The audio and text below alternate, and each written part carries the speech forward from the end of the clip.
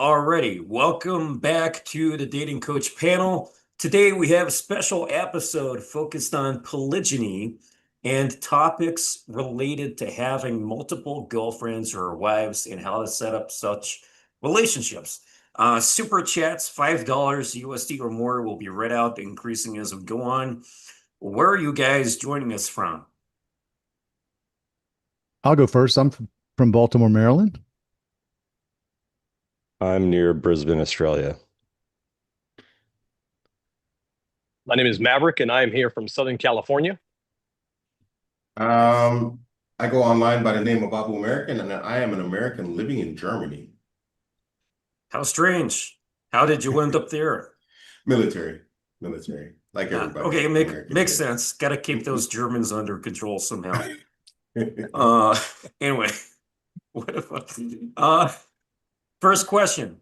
Can you guys tell us what polygyny is and how you think about it, or your version? Because there's so many different terms similar to this. How does it also differ from polyamory, polygamy, and open relationships? I'll go ahead and take this one if you guys want. Polygamy is an umbrella term that covers all of the subgroups, which would consider polygyny, polyamory, and polyandry. So polygyny, which is what we practice, is the practice of a husband who has multiple wives. Polyandry is a wife who has multiple husbands. And polyamory, everybody can marry anybody. Men can marry men, women can marry women. It's chaos. So with this group of gentlemen here, we practice biblical polygyny, which is the only form outside of monogamy and celibacy that's biblically ordained by God and given in a righteous way of having multiple spouses. I mean, if I could jump in there real quick, I'm probably the only Muslim here. I used to be Christian, but I became Muslim, and the definition is similar. One man, multiple partners. Anything else is not acceptable. Monogamy is, of course, acceptable if a person chooses to do that, but the only acceptable form of multiple partners is one man with multiple women. And it, just for the record, Islam, the cap is 4. Yeah. Nice. We got a question like 20 minutes in focused on religion. So I'll love to hear the insights from all you guys because I know I think all of you are either Christian or Muslim. So that's going to be very interesting. Any other comments on this question before we jump on to the next? All right, let's go on forward then. Here's a question framed the wrong way on purpose for the noobs watching. Is it cheating if your girlfriend or wife is okay with it? No, even the concept of cheating, you never find that in the Bible. Never once was a man called a cheater. Never once was a man called an adulterer for having more than one wife. Which is kind of how deep the rabbit hole runs, because biblically, the definition of adultery always had to do with the marital status of the woman, never the man. So you see lots of men in the Bible who had multiple wives. The Bible was written primarily by men with multiple wives, and never was a man ever punished for having more than one wife, or was he condemned, or was he called a cheater or an adulterer? Adultery, by the way, was a very serious sin. You actually get put to death if you're an adulterer. So it wasn't some light sin that they just overlooked because it wasn't adultery. Now, if a married woman steps out on her husband, adultery. If a single man sleeps with a married woman, he's an adulterer. But a married man sleeping with a single woman is not adultery. It may be sexual immorality, which is also a very serious sin, but we really need to stop calling it adultery. So this whole idea of cheating is didn't come from the Bible. Interesting. This is interesting because I didn't know this despite being a Christian in the past.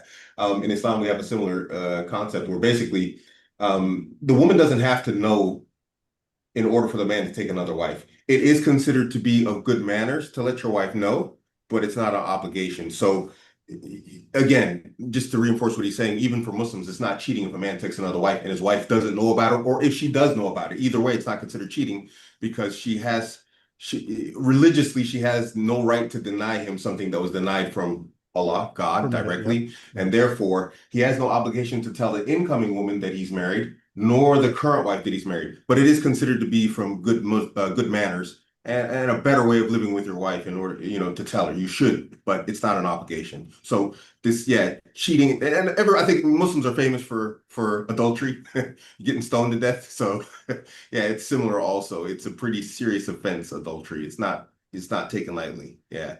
Yeah, the Bible agrees with you. Like a woman doesn't have veto power. If you decide to bring on a second, she can't deny you. But it's not necessarily wisdom either, because God hates divorce. So if you bring in a woman and she causes chaos and you blow up your family, then you're a fool. So no one's saying that you should do that, right? Because that's not wisdom. But at the end of the day, it can be very tricky, especially when men learn about this, especially when a Christian man learns about this and they realize that they've been lied to, and their biblical right, or their birthright, if you will, is to take on additional wives if they so choose, but they've already made vows of monogamy to forsake all others, and they're just like stuck. So we actually, three of us, Anthony, Maverick, and myself, are all in a group where we kind of navigate some of these things. But Anthony and Mav, what do you guys think about this question? Well, I think this is a coaching panel for dating. I would recommend that any man in any relationship, whether it be monogamous or plural, is the fact that communication is key. And yes, biblically speaking, no, you are correct. There are no veto powers that the women hold. However, it is good standard for just holding a good, happy household in itself to have that type of communication. I myself have two wives. I'm a husband of two wives currently. And I know that if I am interested in the future in bringing in a third, or God calls me to bring on a third or cover additional women in the future, it would definitely be out of just pure love and of mutual respect for each other, to have the conversation, to let my wives know God has put this on my heart to cover additional women, and this is something that I'm going to move forward with. So yeah, communication, I would say, is key. I'll And just even the give my perspective quickly, since Michael Sartain couldn't make it, and maybe Justin can't make it either. I'm an atheist, by the way, for the guys watching and for you guys who are here. So the reason I wrote this question down is because I had relationships in the past where there wasn't that expectation of monogamy. Not least, I don't know how how to phrase this without saying it wrong, but essentially she's loyal. And then I call it the king and queen relationship. The king can do whatever he wants. The queen is loyal to the king. And if she's not loyal to the king, then she's not a queen. As simple as that. So I had those kinds of relationships in the past, where I had a girlfriend and would date over women at the same time. And the reason I wrote that question is it's not cheating, because it's only cheating if there's the expectation of loyalty. So I'm just throwing that out there for the guys watching who are kind of confused around the whole loyalty versus cheating kind of thing. Any other comments on this? yeah, the whole framing of the relationship of using words like cheating is very strongly, and like that's coming from a feminist sort of worldview. And one thing that Rob and Maverick and I talk about often, the thing that's more important than polygyny itself is patriarchy, which is the establishment of the masculine authority in the relationship. And that doesn't mean that a woman is diminished or she's treated lowly. It actually means that a woman ends up getting treated with much greater respect and care and has a better relationship, as does the man, as does the children. It sets everything in order. Like you said, Ice, it is a king-queen type relationship, but the specifics of that and how it's set up, the better a man controls his home with power, but also with some grace, the smoother everything goes. And I've observed that in my marriage. The more I'm strong and authoritative while also being gentle in how I administer that power and authority, yields very good results. Yeah, I agree. I like to use this analogy a lot. Is if I told you, Ice White, we're gonna have a race, and because I used to run track and I know my ability in running, I'm gonna give you a 5 second head start, and you take that 5 second head start. Did you cheat? No, because I clearly indicated ahead of time this is what we're going to do. And I'm going to give you the 5-second head start. Now, we had somebody that said, on your mark, get set, and you just took off running without me knowing. Did you cheat? Well, yeah, because you acted in a manner of deception. And I think that's really what we come into, is we don't deceive our partners. We don't deceive our wives. We are very upfront and clear that this is what we are pursuing in our life, and they can choose to be a part of it and help us grow our kingdom or not. Yeah. I just want to piggyback on that, because something that Maverick and you said, Ice, about cheating. I believe that men are wired for variety, right? Most men would choose polygyny if they could attain it. They would choose multiples. Now, they may not be able to, right? But they would if they could. And that's not a flaw, right? But this is what society want to shame you and say, oh, you shouldn't only want one. No, that's not a flaw. It's a feature, because God knew that there would always be an imbalance of women who needed and who wanted and needed a good husband, but there would be an imbalance of men who were willing and capable of marriage. And you see it all over. So, and nothing's worse for society than a bunch of women running around who can't find a good husband, because they carry the eggs, they make the babies, and then they make fatherless homes. And then the society collapses over time. So polygyny was God's way of making sure that every woman had a husband.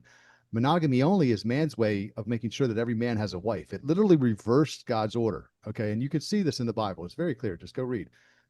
The men who wrote the Bible, who were the closest to God in all of human history, had multiple wives. God called these guys a friend. He spoke with them face to face as a man speaks with a friend. They wrote his Bible. They walked with him. They talked with him face to face, some of them. So, and never once did God say, hey, you shouldn't be doing that. Never once, right? So this BS that we've handed to is just tradition. It's not truth. It didn't come from the Bible. It didn't come from God or God's people. And it really hurts women and children the most, because men are still wired for variety. Back to deception. They often promise monogamy, but then that variety, that desire for variety, comes out sideways because they've never been shown a righteous path to pursue it. So they end up lying, right? That's why you got all these Facebook groups. Are we dating the same man? Baltimore. Are we dating the same man? San Diego. Every city's got, are we dating the same man? Facebook group. All these women trying to catch the man cheating. Now, look, to their point. Yeah. If the man lied, he told you, yes, I'll be monogamous to you. And then he goes sneaking around. That's an effeminate man. Right? That's not what we're advocating. We're saying, no, you tell the woman up front, look, this may be in my future. I'm not sure. You'll be part of the conversation if I choose to do it. We're going to pray and fast together. I'm going to see if y'all get along. Does she add to our mission? It's not a hookup. This isn't a side chick. This is someone that we're going to marry for life. Right? But there's not going to be any lying involved. That's the effeminate way, is to sneak around and lie. That's not what a real man does. So yeah, would it be cheating? Yeah, maybe it is cheating for those men because they lied.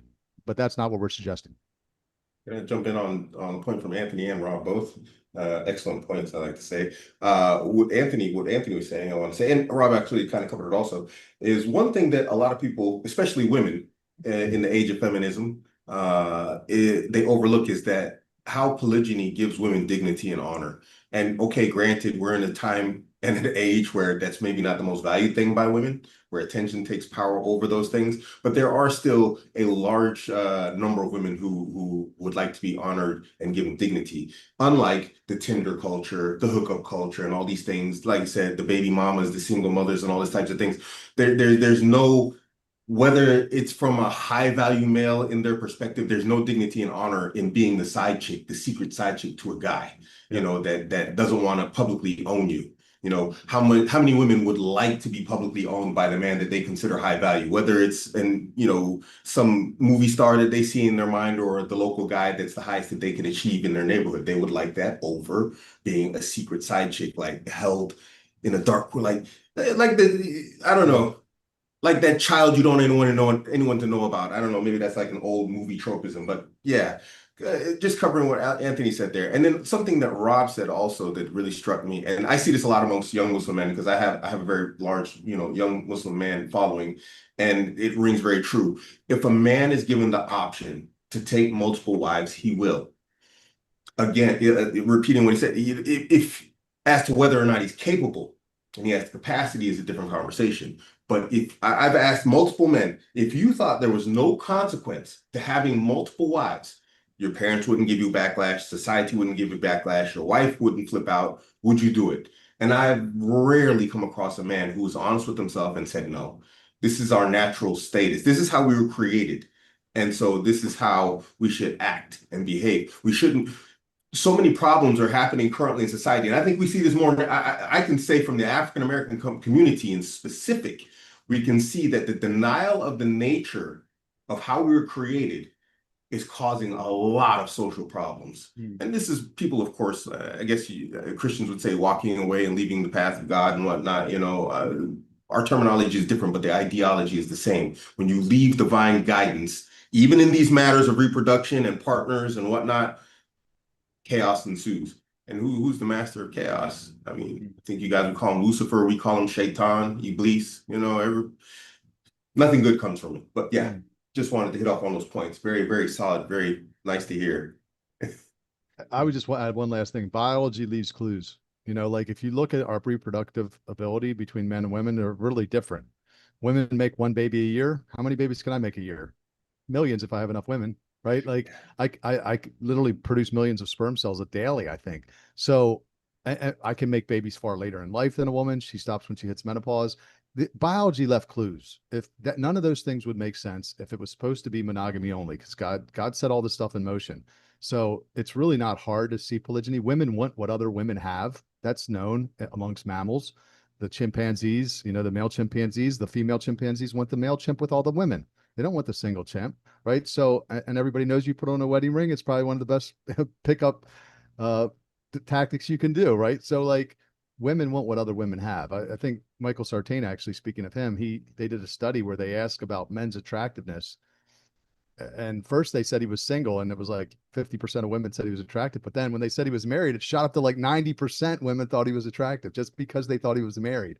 It's crazy. So like all of these things are clues. They're very clear clues once you see it that you can't unsee. That polygyny is our natural state for a man, and whether we're capable of actually achieving it. But wouldn't that actually push men to become their highest selves? Because if you see a guy and he's the man and he's got 3 or 4 wives, you're going to want to become the man. You're going to want to push yourself and work your ass off and achieve so that you can have 2 or 3 or 4 wives, right? But instead we treat it like sexual socialism, and we want daddy government to hand a wife out to us like a food stamp and everybody gets one, right? But versus just letting the women choose. Why wouldn't we let them choose for themselves? If Neo's 4 wives want to marry him, why are we going to stop them? Because they chose him. He's a high value man. I mean, it's legal to go out and sleep with women. I can sleep with as many women as I want. I can impregnate those women. I could even kill those babies. But if I want to marry 2, protect and provide for them for life, now it's illegal? What? Tell me that's not demonic. So you guys come at this from a religious angle. Does religion actually, your religion, because we got Islam and Christianity here, does religion actually promote polygyny? What are some examples? Yeah, I will say that again, like Rob said earlier on, first you see countless examples throughout the entire Bible of men who had multiple wives, who God actually built the very 12 tribes of Israel, in the Bible with a polygynous family, reaching the numbers that would not have been possible through monogamy only. Exodus 21:10 gives us clear prescriptive instruction on what a man must do should he take a second wife. What he's not permitted to do is to ignore the rights of the first. You must be able to provide provision, protection, food for this wife, and you cannot diminish the rights of the first if you add additional wives. God doesn't go anywhere else in the Bible and say, well, if you want to murder somebody, this is how you do it righteously. If you're going to steal, this is how you do it righteously. But when it comes to polygyny, that is a clear example of what God tells you. This is how to do it, and this is what, if you do it this way, it is in fact righteous in my sight. This is a big debate in Islam for Muslims as to whether or not it's promoted. I personally believe it's promoted. There's a verse, it's called Surah An-Nisa, that means like the verse of the woman. And it said in there, I opened it just so I get it right. It says, then marry other women of your choice, 2, 3, or 4. And some of the scholars of the past of Islam said, because in the Quran, Allah started with 2, that's the status quo. Because he didn't say marry 1, 2, or 3. He said marry 2, 3, or 4. So in Islam, I believe it's promoted, but then you'll find a lot of even amongst Muslims, people are trying to push like more modern monogamous idea and concept upon us all. And when you really look at the text and you look at the lives of the people who surrounded Muhammad, peace be upon him, and how they lived, the narratives don't match. We're seeing a modernization attempts of the religion of all religions, which is actually an elimination of them, to be more precise. So I do believe Islam promotes it, but if you talk to many Muslims, they'll be like, no, no. But it's actually quite a heavy debate between like the more modernists and the more traditionalists. Anthony, did you have something? I was going to add something. Go ahead. Truth is eternal. It doesn't matter. Like you bring up the whole modernist thing.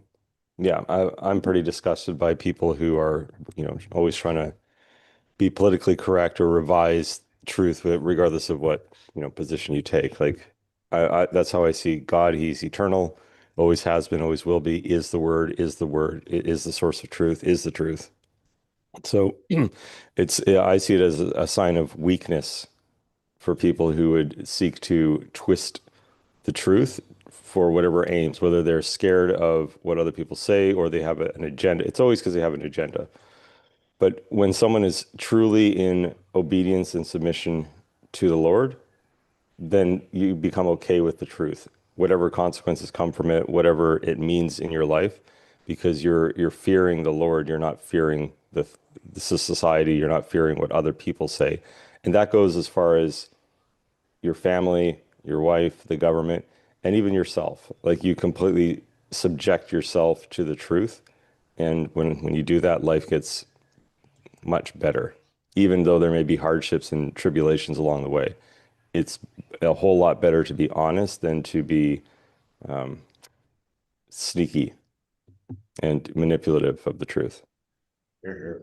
I'll just And add to anybody that. says, Go ahead. go ahead, Rob. I was just going to add to that God says he's a God of the widow and the orphan. So when you look around and you see how many fatherless homes are out there and how many women can't find a husband, it's that whole thing, the letter of the law versus like the heart. Like clearly he wants women to be covered. The Bible's clear about that. Singleness is not for women. Singleness is for men. The Bible says that, the head of every man is Christ, but the head of every woman is man. So think about all these women that don't have heads. They don't have anyone to cover them. It would be like not enough Christ for everybody to go around, right? So like a bunch of guys run around. There's not enough Jesus for everybody. Like there's 2 women to every 1 man in the church right now in the United States. So that means millions of our Christian sisters have to marry unbelievers or stay single and childless. How cruel. Because of some BS that did not come from God or God's people. It came from tradition. It came from Rome, which were pagans. The first converts were Jewish. And then after that, most of them were not Jewish and they brought in their traditions. So this is why they call it romantic, 1 man, 1 woman. It didn't come from God's people. God's people were clearly polygynous. Just read. So like we have to get back to the truth. And then we have to start looking at the heart of God. And the heart of God would be if God said to Maverick, hey, Maverick, I want you to marry the widow across the street with 3 kids, he's not going to go say, let me ask my pastor or let me ask my wife. He's going to say, yes, God, whatever you say, right? That's how it should be with men of God. So, yeah, I think that in this day and age, I think God would be very pleased with a man who covers more than 1 wife, given the vast need. No, absolutely. And you set up my point exactly, which was, our God in the Christian Bible says that I am the same yesterday, today, and forever. So this other lie that this new covenant came in the New Testament and all of a sudden polygyny was done away with and those were only examples of the Old Testament. No, Christ himself said, no, I have not come to abolish the law, but to fulfill it. And not a single word or jot of the pen shall change from it until heaven and earth pass. Last time I checked, earth is still here. Heaven is still here. So nothing changes from the Old Testament. It's just simply that we have fulfilled a lot of those promises that are to pass. But again, polygyny was never done away with. Like Rob said, it was strictly a Roman Greco ideology that came in later on. And all of a sudden, Council of Trent decided we're going to follow this, but not follow that. And we're going to, determine that this is canon, but this is not. And it's just, no, again, those are traditions of man. And anybody who is a truth seeker and really wants to abide by what God actually says on the topic is going to understand that polygyny still is very much a righteous form of a relationship. Any other comments on this? Like it's this is like the only question that's 100% religion based, but you know, all The views are issue is, good. yeah, the issue is like Satan's going to twist everything, right? He's always going to twist it. So what happens is, because men are still wired for variety, we get scared, because now they're telling you only get one for your whole life. Okay, so if I would have known about polygyny, I would have married my first girlfriend when I was 18 years old. I loved her enough. I didn't want to break her heart, but I just couldn't get my mind around choosing one of anything for the rest of my life. So instead, I did a constant catch and release over the next several years, where I sleep with girls, throw them back in the water. Sleep with a girl, throw her back, right? Like waiting for this magical unicorn to come along that was going to make monogamy make sense to me. Never even question it, really. But what it does to men is it forces us to drag our feet, and we stall out in the dating market. And you get a lot, the men that have all the options, that can sleep with, can get more than one woman, that would probably be polygynous, they just won't commit. So they got a rotation, and they're just keeping these girls hanging on, hoping that they're going to get the commitment, they're going to get the marriage at some point. And oftentimes they end up with a body count instead of a ring. So, Satan twisted it. And he also he also twisted the monogamy. Well, the monogamy only is from him. Nothing wrong with monogamy. None of us are saying that. It's monogamy only is when that's what causes all the problems. That's the thing that's unbiblical. You could be celibate, you could be monogamous, you could be polygynous. All of them are going to have their own challenges. And let's be honest, no relationship structure is perfect. You're going to have challenges if you're celibate, if you're alone. I did it for a long time. It ain't easy. You're going to have challenges in a monogamous relationship. You're going to have challenges in a polygynous relationship. Everyone will have challenges. And that's the thing that the church often likes to throw around is, oh, every polygynous relationship, they had problems. Well, Adam and Eve destroyed the freaking world. They were monogamous. Are you blaming monogamy for that? One of their sons murdered the other. I mean, come on, like that was not a bed of roses. So like, don't be foolish. Anything that we're saying here, just to add this and I'll be quiet, go research for yourself. Don't believe anything that we're saying. Open the Bible and look for yourself. Gosh, I wish someone would have told me to do that earlier in life, because my life would have been completely different. I'd have a large family by now. Don't believe anything we're told. Don't even believe what your pastor says. Just open the Bible and research what we're saying.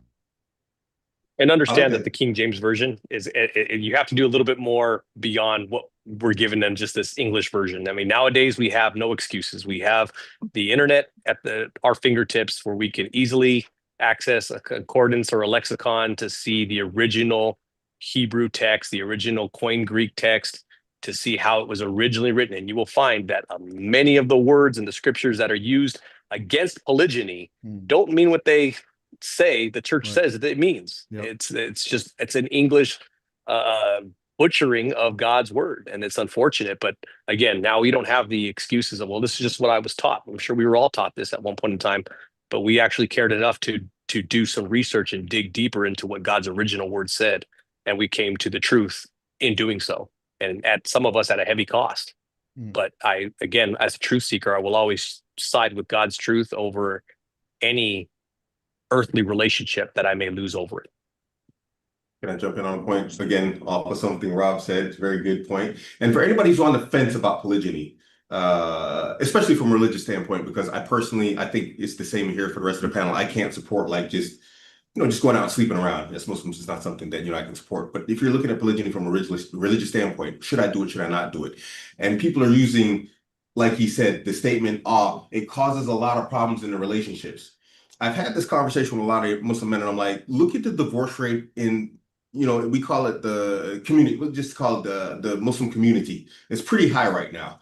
And I'm like, how many of those marriages were polygynous? And they're like, well, not a lot. I'm like, exactly. You're going to have problems no matter what. If you don't know how to navigate a relationship, period, whether you're monogamous or you're polygynous, you're gonna drop the ball. You're going to fumble it. So the primary problem isn't polygyny. The primary problem is how you have not learned how to manage your relationship properly so that it doesn't fall apart.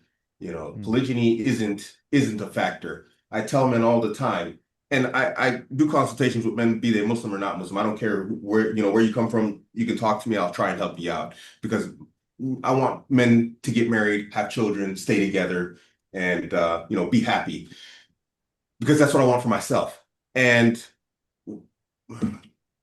Yeah, I'm getting old, man. I lost my point there.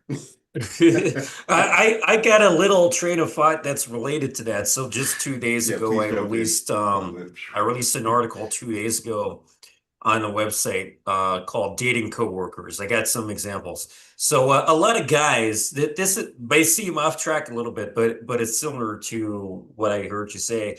A lot of guys will just look at the situation of dating coworkers and say, "Yeah, I'm not ever going to consider that. Like that's too messy. That's too risky." But it doesn't change the fact that most people actually do it. So according to Forbes, 60% of people, of adults end up in some kind of romantic relationship through the workplace. So the point I'm making here, let's not discuss coworkers and stuff like that, but there are a lot of people turned off by the idea of I shouldn't date a coworker, but it doesn't my introduction in the article was simply, I'm tired of people saying, don't shit where you eat, it's a bad idea and stuff like that, because it doesn't change the fact that people actually do it. It actually happens and stuff like that. But yeah, did you remember your point? Let me say something. This may bring it back. No, I didn't. Sorry. Like what do I call you? AbuAmerican? What is You can call me Craig, actually. My name is Craig? Craig, but Okay. that's my Yeah. online name. Yeah. I mean, monogamy only is a disaster, right? So people like to say throw rocks, but there's a 50% divorce rate, and the majority of those are even followed by women. So even though a woman will say that she wants, now I lost my point. God.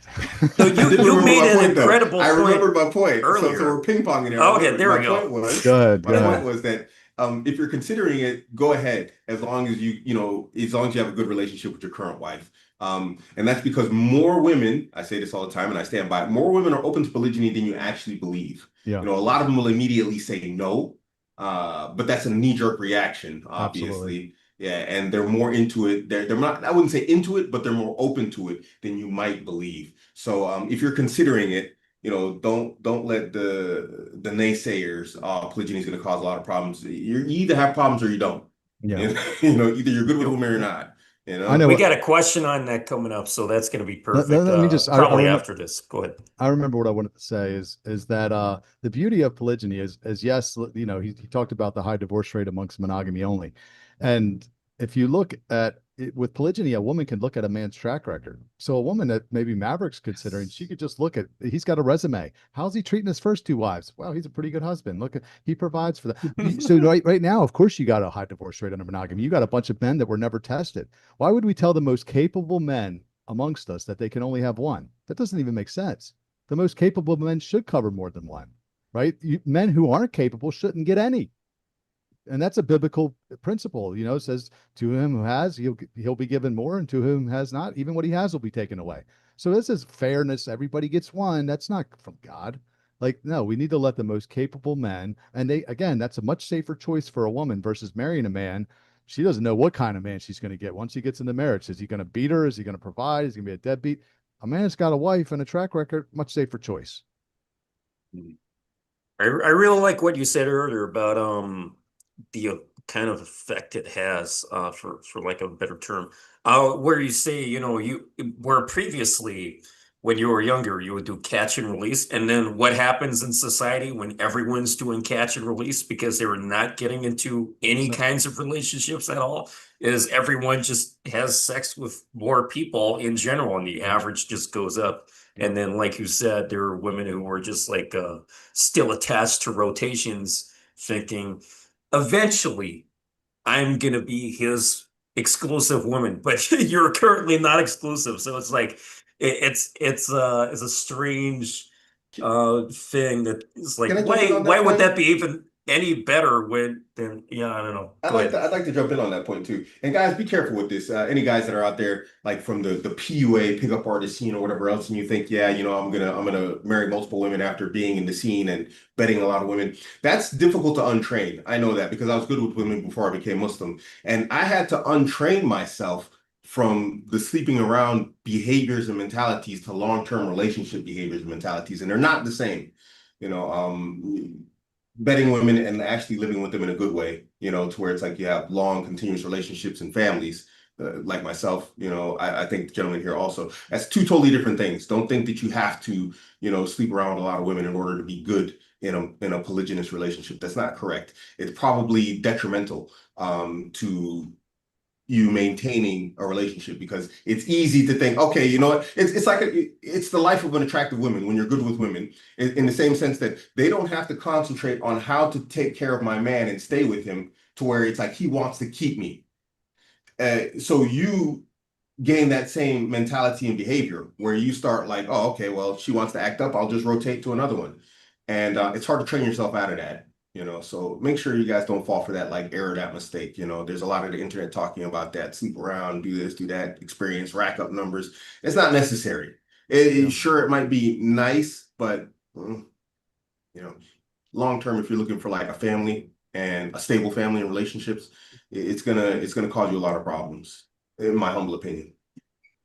Yeah, no, I can agree. I actually came from a failed marriage before my two wives that I currently have now, and that was an open relationship, more type of marriage where I was just acting on fleshly desires. Again, total ladies' man, doing what I was doing, and that marriage ended horribly just because, again, I was more concerned with how many women can I get and how much fun can I have than truly being a righteous, good husband and looking to cover, protect my women the way God wants me to protect my women and to lead my women.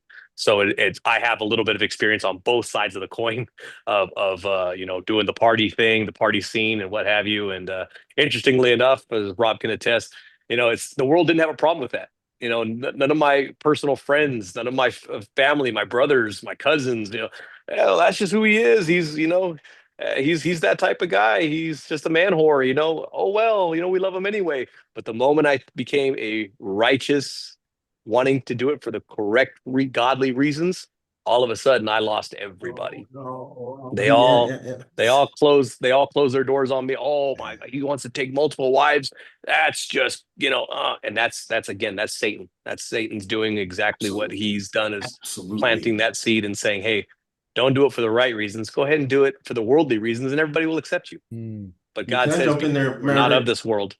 That is absolutely true. In Islam, there was a time when Satan, he was in heaven and he disobeyed God. He disobeyed Allah, and he was banished from heaven. And he promised. He said, "I will misguide mankind. I will make their evil deeds seem fair. So I will make them think right is wrong, and I'll make them think good is bad." You can't tell me that that's not what we're seeing in not just this topic, but many topics nowadays. Everything's flipped on its head. Yep. And I mean, it's a clear sign that unfortunately, it seems like he's winning the war, the battles. Maybe not the war, but currently he's head up on the battles. He's got a lead. I want to piggyback on that because I really do think that polygyny, biblical polygyny, being as an option is really the missing link in all this. Because a lot of red pill, they get things, they do get a lot of things right with hypergamy and female promiscuity, but the prescriptions that they give is not good. It doesn't solve the problem. And actually, I was very promiscuous. I slept with hundreds of women. I think probably over 500. It just leaves you empty. It's fun in the moment. It is. It's fun while you're doing it. But then Monday I would look in the mirror and I would just like feel, I would feel gross. I'd feel empty is the best way to describe it. So I don't think this is just the right thing. I think it's the better thing. And I think Satan just duped us. Because imagine if you had a bunch, 4 or 5 wives and all these kids, you built a legacy and you're actually making a positive difference in the world, and they're all helping you with your mission, and you come home and daddy, and all these women around you that love you and get along. Dude, that's so much better than just spinning plates, right? Amazing. But the devil duped us and he made us think because of this monogamy only thing. And here's the thing, going back to I think what Craig said, it's like, you said a lot of women aren't so against this. Yes, the idea of it, they don't like because they've been indoctrinated, but 80% of the divorces are filed by women under monogamy only.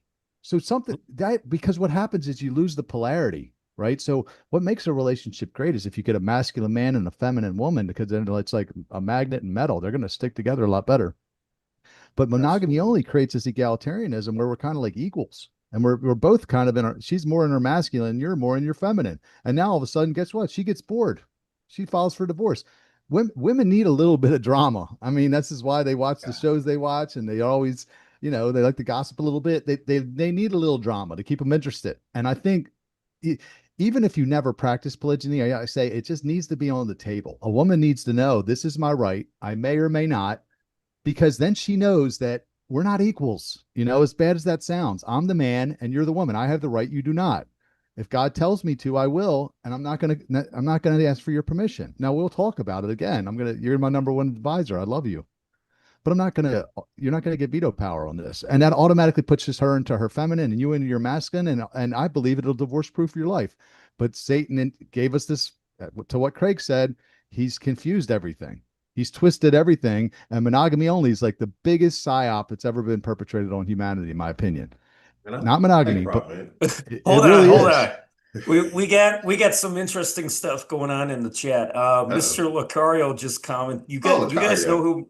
Yeah, we love Lucario. Sleeping with lots of women never left me empty. LMAO.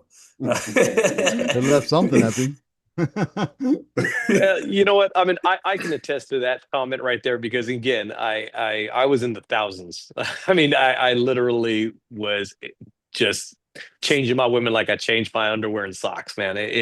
And I can agree with Rob. In the moment, I think it was fun. And I even said, if I was a selfish individual, everybody, oh, you want multiple wives because you're just acting on your lust, or you want to live selfishly.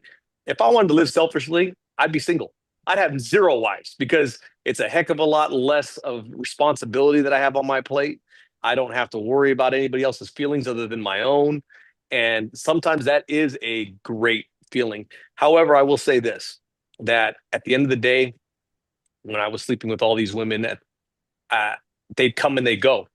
And there was no sense of real loyalty there. And that's what I think I missed. I longed for somebody who I knew was going to have my back and be next to me and ride with me no matter what. No matter through the good, through the bad, through the ugly, they were going to be there. And in the hookup culture of my time, I wasn't getting that, because in the morning they were gone. It was a great night, but then I was faced to face that following day by myself. You know, so I think that's really ultimately what I personally missed when I was in that hookup culture. You know, can I address Lucario, because Lucario, like myself, is an African American, and I want to say that we're gonna have to be real here. Let me get politically incorrect. African Americans, we are built different, and I'm not saying that like we're superior or something. We're just different. The one thing we don't like to do in the modern age is address ethnic differences between people, be it like testosterone levels, intelligence levels, all these types of things. African Americans in general, even when we look at the women, we have a very, very, very powerful connection to sexuality that I would put at borderline unhealthy, so that you don't feel empty after doing all these types of things. This is, I think, more of an ethnic thing that needs to be controlled more than ever. The older you get, the less of a problem, or not. I'll call it a problem. It's a problem. There's a problem if you're going around sleeping with thousands, not thousands. I'm not picking on Maverick here, but I'm just saying, what are we doing to society as men? Yes. What are we doing to society as a men? And if you don't look at the African American community specifically and think, man, there's a problem, and a lot of this is related to the lack of control of the lower parts. These are base desires. They're not problematic, but they are base desires, you know, and they have their time and their place. They do have to be controlled. You can release them with your partners. If you don't think that there's a problem there, if you don't feel like something, I don't know, man. Yeah. Lucario, I'm not crapping on you, brother, but that's a problem, brother. I would add to that. Would you call Mr. Lucario an agent of Satan? That's a harsh statement. No, I wouldn't call him an agent of Satan, but a lot of times people, they take actions under the guise of freedom that makes them a tool. And a tool, is it aware? No, it's used for a purpose and it's put back down. Whether that purpose you can build a house with a hammer, or you can kill someone with it. The hammer is unaware of its actions in that sense. And I think people are along that same line, because people have given up the idea of there's good and bad, that there's God and that there's, you know, a devil. People have given up this concept altogether. So you make yourself open to the attacks easier when you don't have this concept in your head that I need to protect myself, you know, spiritually, you know, which spiritually can infect your intellect. Because what the heart desires, your mind starts plotting, how do I get it? And what's the devil? We say in Islam, the devil, what does he do? He goes waswasa, whisper, whisper to the heart. What's in the heart comes out on the tongue, comes out in the limbs. So I wouldn't call him an agent of the devil. I think he's probably a victim. Because everybody nowadays, we've all been victims at some point. He has some new stuff in the chat here. He's saying, nah, it's just sex, my guy. And Satan and God are the same thing. Lower and higher consciousness, you have God and Satan within you. Interesting. Well, yeah. So this is what I would add is like, this is the thing that irks me about red pill is like they tell men to be masculine, right? Like man up, level up, but then they encourage them to capitalize on the problems, right? So that's kind of effeminate. If you watch a superhero movie, he doesn't take advantage of the weak, right? He saves the day. He sacrifices to save the day, or so it's kind of the effeminate path to not be able to control your desires and just go out and bust nuts and women and make the problem worse, because that's really what you're doing, right? You're complaining about female promiscuity, but then it's like there's the world's on fire and you brought marshmallows, right? Like, okay, no, dude, man up, right? That's what a real man does. Now, I do think deep down, all of us want to make a positive contribution to society or the world. That's where I think the emptiness comes from, because you're not really doing anything. What's your purpose? Because I believe a man that doesn't know his purpose is always going to divert to pleasure. So if you're out chasing skirts, what are you doing with your life? That would be the bigger question, because we're here to do something. Every man is here for a specific reason, I believe. So like me, when I'm on my mission, I'm not thinking about pussy all that much, right? I'm thinking about achieving my mission. Now I hope that I'm going to marry different women that can help me get to the goal faster, because I believe women are helpmates. So my first wife's amazing. She helps me in a lot of ways, but I might meet another woman that I go, whoa, she's really good administratively. She could really help me in my business. This one's great with kids. She could take care of the kids while my wife does it. I could build a whole team of women, helpmates, to help me get to the bag, to achieve my mission, instead of just like busting nuts and making the problem worse and possibly making a bunch of fatherless homes, dude. Like, of course there's evil in the world. That's evil. Like, look at how fatherless kids raised in fatherless homes do. They do terrible. So if you contribute to that, shame on you. That's what I would say. Interesting. We got just going up in the chat a bit more, just a little bit related to this question, and then I'll jump on to the next question. There's a guy in the chat called John. He's saying, I'm split about this because the Bible says to not multiply wives. And I don't know how to pronounce this. Deuteronomy 17:17, he shall not multiply wives for himself, or else his heart will turn away, nor shall he greatly increase silver and gold for himself. Can any of you guys explain this? I'll let Maverick take this one. Absolutely. Okay. Yeah. So yes, in Deuteronomy, it is that's specifically one for an Israeli king that instruction is going to, and it is a commandment that was given to see exactly what should not happen should you multiply, not add, but it's talking about in abundance. And that if you take something, anything, too much of anything is going to be detrimental to you. Now, he's also talking about what happened with King Solomon, which was taking foreign wives, unequally yoked believers, people who are not going to help you, again, accomplish the mission that God has given you. That's why in the following next verses, it says, thou shalt not multiply gold or horses. So you're telling a king to then only have one piece of gold, only have one horse. That was referring to military. It's not putting all your eggs into focusing on just military, just wealth, just multiplying all of these women. That was actually what the commandment was given for an Israeli king. So if you wanted to go twofold, you can go about it and say, well, that's prescription for an Israeli king. Are you an Israeli king? If you're not, then that doesn't apply to you. But if you are applying it in a general state, and you're looking at the words for what they actually mean, it's, again, to not do this in abundance, because it could be detrimental to, again, if you're a real leader and you're kings of your home, how can you accomplish your mission if you've got hundreds of wives, hundreds of amounts of concubines? you're going to be so focused on getting that, you're not going to be able to focus on really what your mission is. More like what Rob says, when you find women that are actually going to help you accomplish your mission, and you add to your home to accomplish what God has put you to do, that is what the scripture is talking about, why an Israeli king should not do that, lest your heart be turned away from God. Yeah, the word multiply means hoard. Don't hoard them, right? It's a hard issue. Correct. Again, I don't think John would call a king with 2 horses a sinner, right? You wouldn't accuse him of being in sin, would you, if you had 2 horses? Of course not. But so you got to be consistent, because the same word that was used for wives was used for golden horses. So again, that's just, there's a lot of these common ones that we see, these arguments that you've been told, these lies that you've been told by the church, and every one of them is very easily explained. And you can go verify it again. Just go back and go to Strong's Concordance online and see if what Maverick said was right. And it's very easy to verify. But now there's a few standard arguments that you hear over and over, and you can tell that people haven't looked a layer any deeper than the surface layer. Because once and look, I was guilty of this. I was a Christian for 23 years before I ever really looked and researched it. And then it was very easy to find. So I would just encourage John to, check into everything that we're saying. Interesting. All right, I got to backtrack a little bit. I forgot to ask you guys at the very start, what's your current polygyny situation or past? Maverick Marquez mentioned he has 2 wives and some kids, I believe. So what's the case for all you guys? I'll go.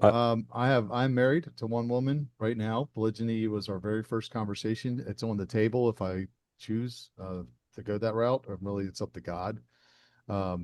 I see the benefits, but I also know, it's going to be a lot of extra work too, right? So again, it's not sleeping around. This is a lot of responsibility. So I'm praying about it. We'll see. I got a baby on the way, which is my first. I'm very excited about, and yeah, that's me. Okay, I'll jump in. Oh, sorry. No, you can Should go I? ahead. I'll go next. Okay, thank you. Appreciate it. I have 2 wives currently. I'm down from 3. I had 3 wives, but one was distance marriage and it wasn't working out. It led to a lot of drama, so I'm down to 2. I don't know about taking 3 in the future. 2 seems to be my hang-up point. Unfortunately, I've been married and divorced a few times, and 3 seems to be somehow a breaking point for me. But currently, I have 2. I have 11 children, and God damn. yeah. My wives want more. Most of my children are grown. I mean, I have sons. I have sons that are like 32 years old. I have twin boys that are 32 years old, and whatnot. I have like a daughter that's like 23. So, it's like I have big kids. Yeah, and that's my current situation. I haven't ruled out more wives, but right now I have a somewhat, I have a stable situation. I like it, with women that I like most of the time. So, if I'm gonna cause there's always some disruption when you bring in another wife before stability returns, and I'm not, she'd have to be a spectacular woman for me to consider to bring her into the relationship. She'd have to bring some serious value to my life. I like Rob and what he's saying, and a lot of what he says, and yeah, it's true. The women do have to bring value to your life. They can't just bring their bodies and whatnot. They do have to bring something. It doesn't have to be the same, because they all come with something similar in the sense of their person and their physical, their bodies and whatnot, and the ability to produce children for you. So yeah, in the future it might be there, but right now I'm very happy at 2. Yep. I've got 1, been married for almost 12 years, and I've been working on getting more for the last year and a half, 2 years. My wife's well aware of that. She's accepting of that. And my primary driver for that is to have more children. And that's a huge part of, reading the Bible, be fruitful and multiply.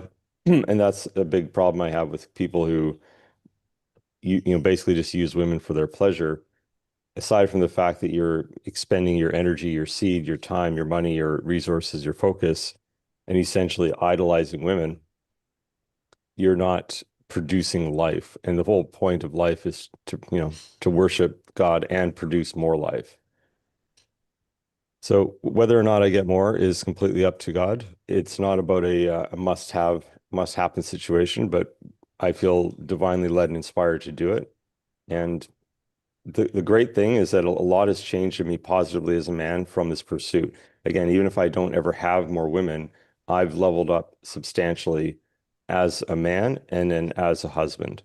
Because in order to be capable of having more women, a man must actually level up. He must become a better leader. He must become more emotionally in control of himself. He has to get his finances in order. He has to do a lot of things. There's a lot of areas of life to cover. And, you could spend time becoming a good pickup artist or good at dating, but that's very finite. It's like running around a short track. I see this as a marathon. And Maverick, you want to Yeah. reemphasize what you mentioned earlier? Yeah, sure. So yes, I'm currently a husband of two wives. I have three children in total, two adult children, one who's 25, one who's 23, and then my youngest is just turned 15. We are in the process, me and my second wife are in the process of trying for more children. It's again, but as the gentleman has said here, I give it to God. It's in God's hands. We make plans and God laughs is what I always say. So again, I've gotten to a point in my life where I generally just leave everything up to him and his timing. If I would say in what Rob was speaking about earlier, when you're picking or you're praying for wives, the different characteristics that come are just, amazing, because I definitely have a salt and pepper. They're both different spices in my life and both equally important. Um, One is very career oriented and driven and helps me build that wealth legacy, and the other one definitely has that same motivation to want to see that grow, but also keeps me young, keeps me reminding me to, hey, enjoy life. Just have good times, good vibes, and don't make it always just about work, work, work. And again, I think they bring an excellent balance to my life.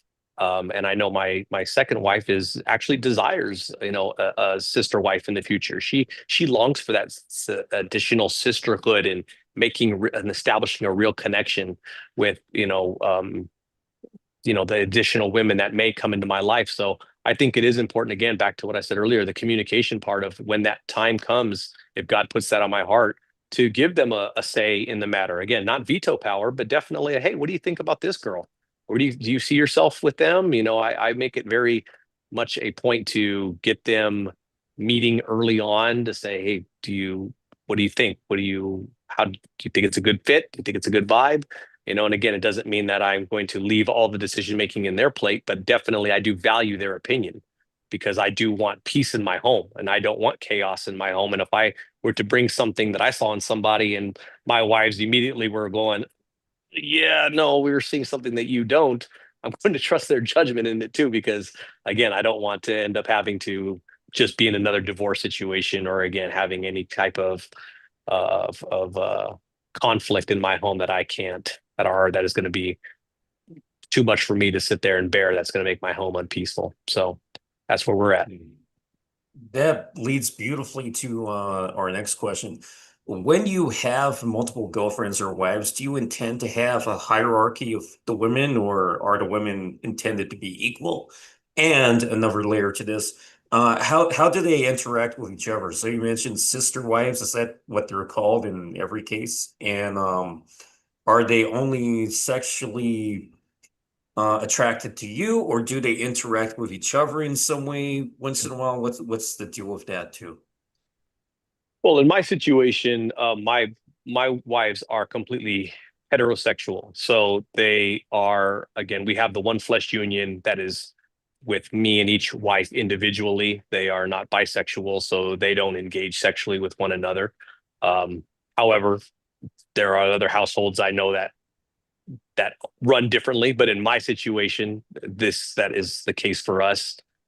Yes, I refer to them as sister wives, and I do not believe in a hierarchy. I do believe that my wives are to be treated equally and loved. Again, across the board, what I do for one, I have to be willing to do for the other, because if not, that tends to create an issue, with jealousy and opens up the doors for other things that could potentially cause some conflict there. I do know other families that do run a hierarchy, as the first wife is the primary and so forth. But in my case, no, each wife is to be loved equally. It's just like children. You know, I don't love my son any more than I love my daughter, even though he's my firstborn, whatever. There's different roles for sure. Each of them have different responsibilities and different tasks. But at the end of the day, I love them all the same. Yeah, I think, and that's actually, goes back to Exodus 21:10. Tells you if you take an additional wife, you must not deny the first food, clothing, or conjugal rights. Meaning you can't, like, all of a sudden a man gets a new toy. Oh no, I'm just going to throw this toy away and play with this toy only. No, this was for women. You have to treat them all the same. You can marry more than one, which would again would get men to commit, I believe, if it was legalized or normalized. But it really does protect the women. And to the question about, do the women interact, we have a saying in our group, it's to each man his house. Like, it's really up to if that is what keeps your relationship stronger. I think God says he hates divorce. The last thing he wants is a family to break up. So if having a threesome with your two wives strengthens the relationship somehow, they're both into it, you should never force them to do it. But if they're into it and it strengthens the relationship somehow, I think God's fine with it. Male homosexuality is clearly condemned in the Bible. It's an abomination, but female on female is never mentioned. Now, two women in a relationship with each other without a man, probably a sin, because one of the first commandments was be fruitful and multiply. So there's no real potential for that, at least naturally. But I think I think it really boils down to the people involved. But God, surprisingly, this really shocked me because I dated a lot of women that were bisexual, and many of them wanted to bring home women. But I was like, no, I can't do that. I'm a Christian. It was already bad enough. I'm like, we're having sex outside of marriage. Can't have you bring home extra girls. Like, that would be a sin. Come to find out, it's never mentioned. Now people will refer to this. There's a verse in Romans that almost sounds like it is, but from what I've studied, that was referring to other things, and that could be lesbianism, or it could be anal sex even. So again, all this stuff you just need to go a layer deeper and just not believe everything that you're told from the pulpit. I wish I'd done that sooner. I have the idea or the mentality that there's a temporary hierarchy amongst the women, which means like the wife I'm with now, well, the wives I'm with now, but I'm speaking of, like, I have an Indonesian wife and I've been with her the longest. And so when my second wife came in, there's the understanding that she's going to teach you what I like and what I don't like. Women communicate amongst women better than men do, amongst women. We have a more analytical, cold type of way of communication that women tend to not really understand in the same way that we tend to not directly understand their emotional style of communication. And so in my opinion, there's a temporary hierarchy that your current wife trains and teaches what you like to cook, or excuse me, what you like to eat and what she should cook, how she, should respond to certain situations.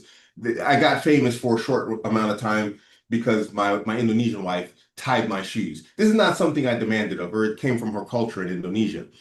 Now, since then, all the wives tie my shoes. Just something she taught them that, okay, he likes this, and if you want to receive like a higher level of deference and affection from him, then this is something you should do. It's not an obligation. Of course, I can tie my own shoes. But, I think this hierarchy in the sense that, because you all, and it's just my opinion, this is 100% just AbuAmerican theory. There's no religion based on this or whatever else. You can take it, leave it. But this hierarchy has to also be there because a lot of times you'll find that women will enter into a relationship with the idea that I'm cutting in on this woman. I'm going to take her man. Women, they don't consider a new partner unless there's something wrong with the one, whether that's valid or not, something wrong with the one that they have now. So they believe, being, creatures that don't really externally, think outside the box. They think, okay, there must be something wrong with his wife. So if I come in, I'm going to be the favored one. And they think, but a man, as we know, you can have multiple partners and still you'll love your wife 100%. There's nothing changed. You won't lose attraction or love to her one bit. And so that hierarchy also needs to exist temporarily, so that she understands, like, hey, you're not cutting in on my wife. I still love her. She's not going anywhere. I'm not going to like favor you over her. I'm going to love you equally. This is, I'm going to give you the same rights. This is also the same in Islam, that I have to give you the same amount of, time, money spent, and all these types of things. There has to be equality. So the hierarchy, the temporary hierarchy amongst women is there just to establish a baseline of what's expected of her, so she doesn't have to guess through what does my man like, what does he not like when it comes down to details, because dating and marriage are two very different things. So when you're married, she needs to know these details, and she needs to learn it because the learning curve is steep. And so she gets the shortcuts, like she gets the cheat codes, and that's her teacher. But at the end of the day, you're the boss. The general is you. They are the lieutenants at the end of the day, no matter what. So that's my Well, and position then on it. Yeah. yeah, I can agree. I can agree with that. And I think in my, just to clarify, in our senses, we go into from a dating period to a ketubah, which would be like the period before marriage, and in during that time there is a hierarchy because you are not my wife yet. You are in this Fair, very contract fair. phase. You are learning. I'm giving you all of I'm acting as if, yes, and I'm showing you, even for your sake, what I could do for you as a husband, the type of husband that I will be. You will see all of that. My wives will hopefully be, like you said, instructing you and giving you the tidbits. But once we have that one flesh union, once the ceremony takes place, once I have vowed my life to you, yours to me, so forth, and we've taken that covenant at that moment, and you are my wife, at that moment, that's when I'm like, okay, well, now there's an equality across the board here, that it's not like, well, I play favorites with this wife and this wife gets, extra nights or this and that, unless, hey, you mess up and maybe that's a discipline, now, okay, you lost a night with me tonight because of your attitude or something along those lines. But at the end of the day, it's still the same amount of rules that I will set across the board for all wives. And that way there is no, well, you love her more than you love me, or you only brought me in to watch your existing kids or anything like that. I don't want anybody to feel that way, so You got to give them the keys that's to success. She's just an right, intern. right, Yeah. You got to give these right. women keys to success, because if you give a woman an option and free reign, they're going to choose something goofy. I mean, that's just, let's just be real. We look at society, we know what women have the options to do, what, become lawyers, doctors, whatever else. And so many go into some form of prostitution, OnlyFans, whatever else. If you give them too many choices, they're going to choose something goofy. And I'm not insulting women. I absolutely love them. I have daughters, whatever else. But I also understand my daughter, given the option, is going to do something goofy. So what we want to do is we want to get them, if they come into these relationships, you want to give them keys to success. And one of the keys to success is your relationship. If you have a successful relationship, hey, look at this woman, follow her instructions, and we're going to have a successful relationship also, because she knows what to do. So this is the sense behind the hierarchy. And that's a very good, I agree with your strategy there, man, Maverick. I mean, okay, we don't date in Islam. It's like it's cold turkey. You meet the girl, you like each other's basic attraction, your ideology matches, let's get married. And it's like, woo, it's really like, the learning curve in Islam is very, very steep. And it's very rapid. And so, you want to, again, like I said, just reinforcing what I said, you want to give these women keys to success. You don't want them to fail. Very interesting stuff. All right, let's jump on to the next one then. How do you set up your relationship with women in a way that sets the expectation that there will be other women involved? And how can guys bring up the idea of polygyny while dating women without instantly turning off the women involved? I kind of liked your king and queen analogy, Ice. That seems to work for you. I mean, which oddly enough aligns biblically. Where again, I heard Sterling. I was watching a video of his, Sterling Cooper's, and he talked about the 4 minute mile. Right, the 4 minute mile was like this impossible thing for runners. They didn't think it was possible, but then as soon as somebody broke the 4 minute mile, like 4 more guys that same year ran under a 4 minute mile. So it was like this psychological barrier. So I think as more men see this modeled, then they're going to have the courage to bring it up, and they're going to talk to their women, and they're going to realize that women really, a lot of women aren't going to hate it. They may push back a little bit, but I mean, we had a guy come in one of our group coaching calls, Jane Barrett, and he has 6 wives, and they're all under the same house, and he's got something like 13 kids with a couple on the way. And but every one of his wives pushed back on it initially. Oh no, I don't want this. This is, I'm out. They called it off, and he just held frame, maintained, stood ground. And then 3 or 4 days later, his phone's ringing. Okay, let's work it out. And then now they're all best friends in the same house.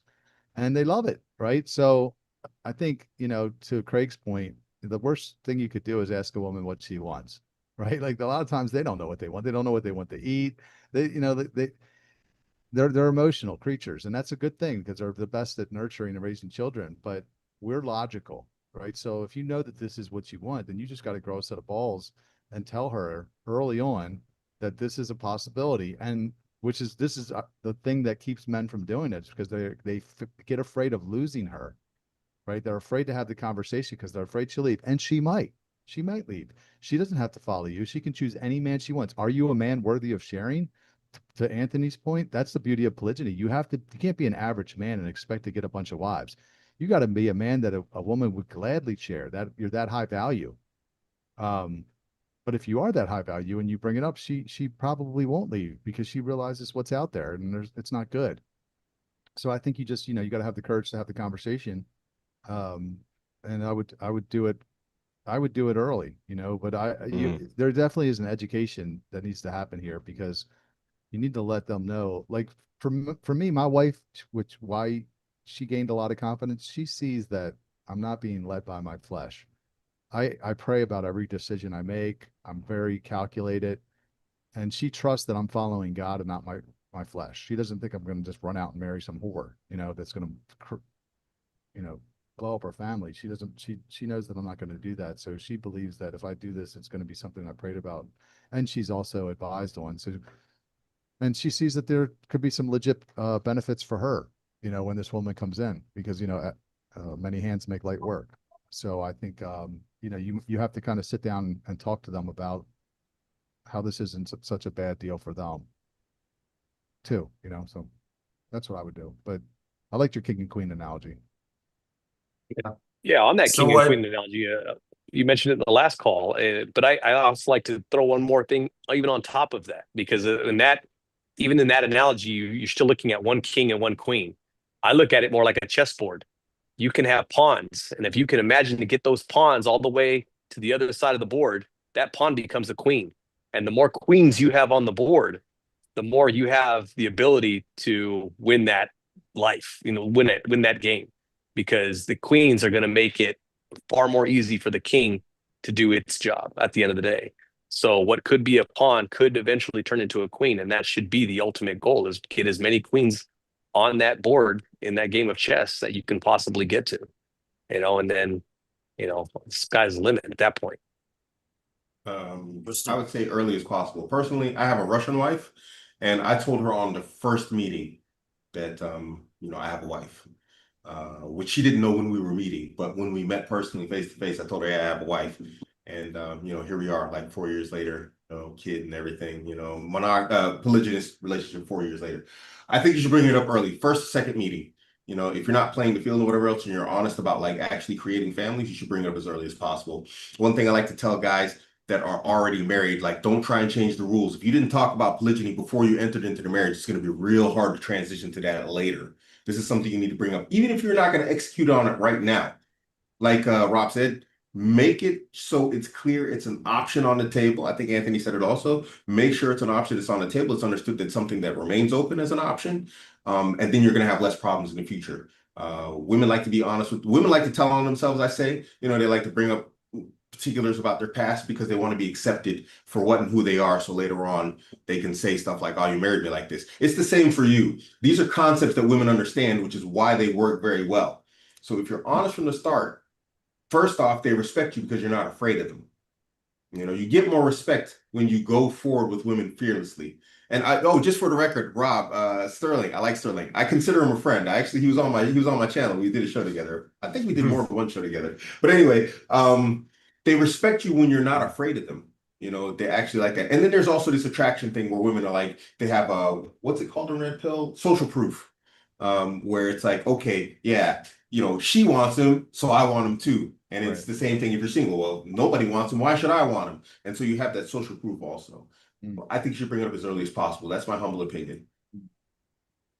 Of course. Well, speaking of which, what were there for all you guys? What were the reactions like when you did tell them, for example, your Russian wife, or for you other guys when you did bring it up for the first time? What kind of reactions did you get?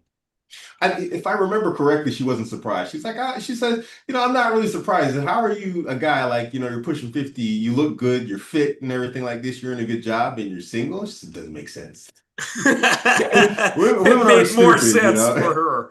They're a bit goofy, but they're not stupid, so they know how to like read the room pretty well. Women aren't dumb. A lot of guys like to make it out like they are. Sometimes even I say they're retarded, but it's like they're not. They can read the room pretty well when they're like they see an attractive guy, especially the older he gets, and they're like, he's either playing the field or he's got someone right now.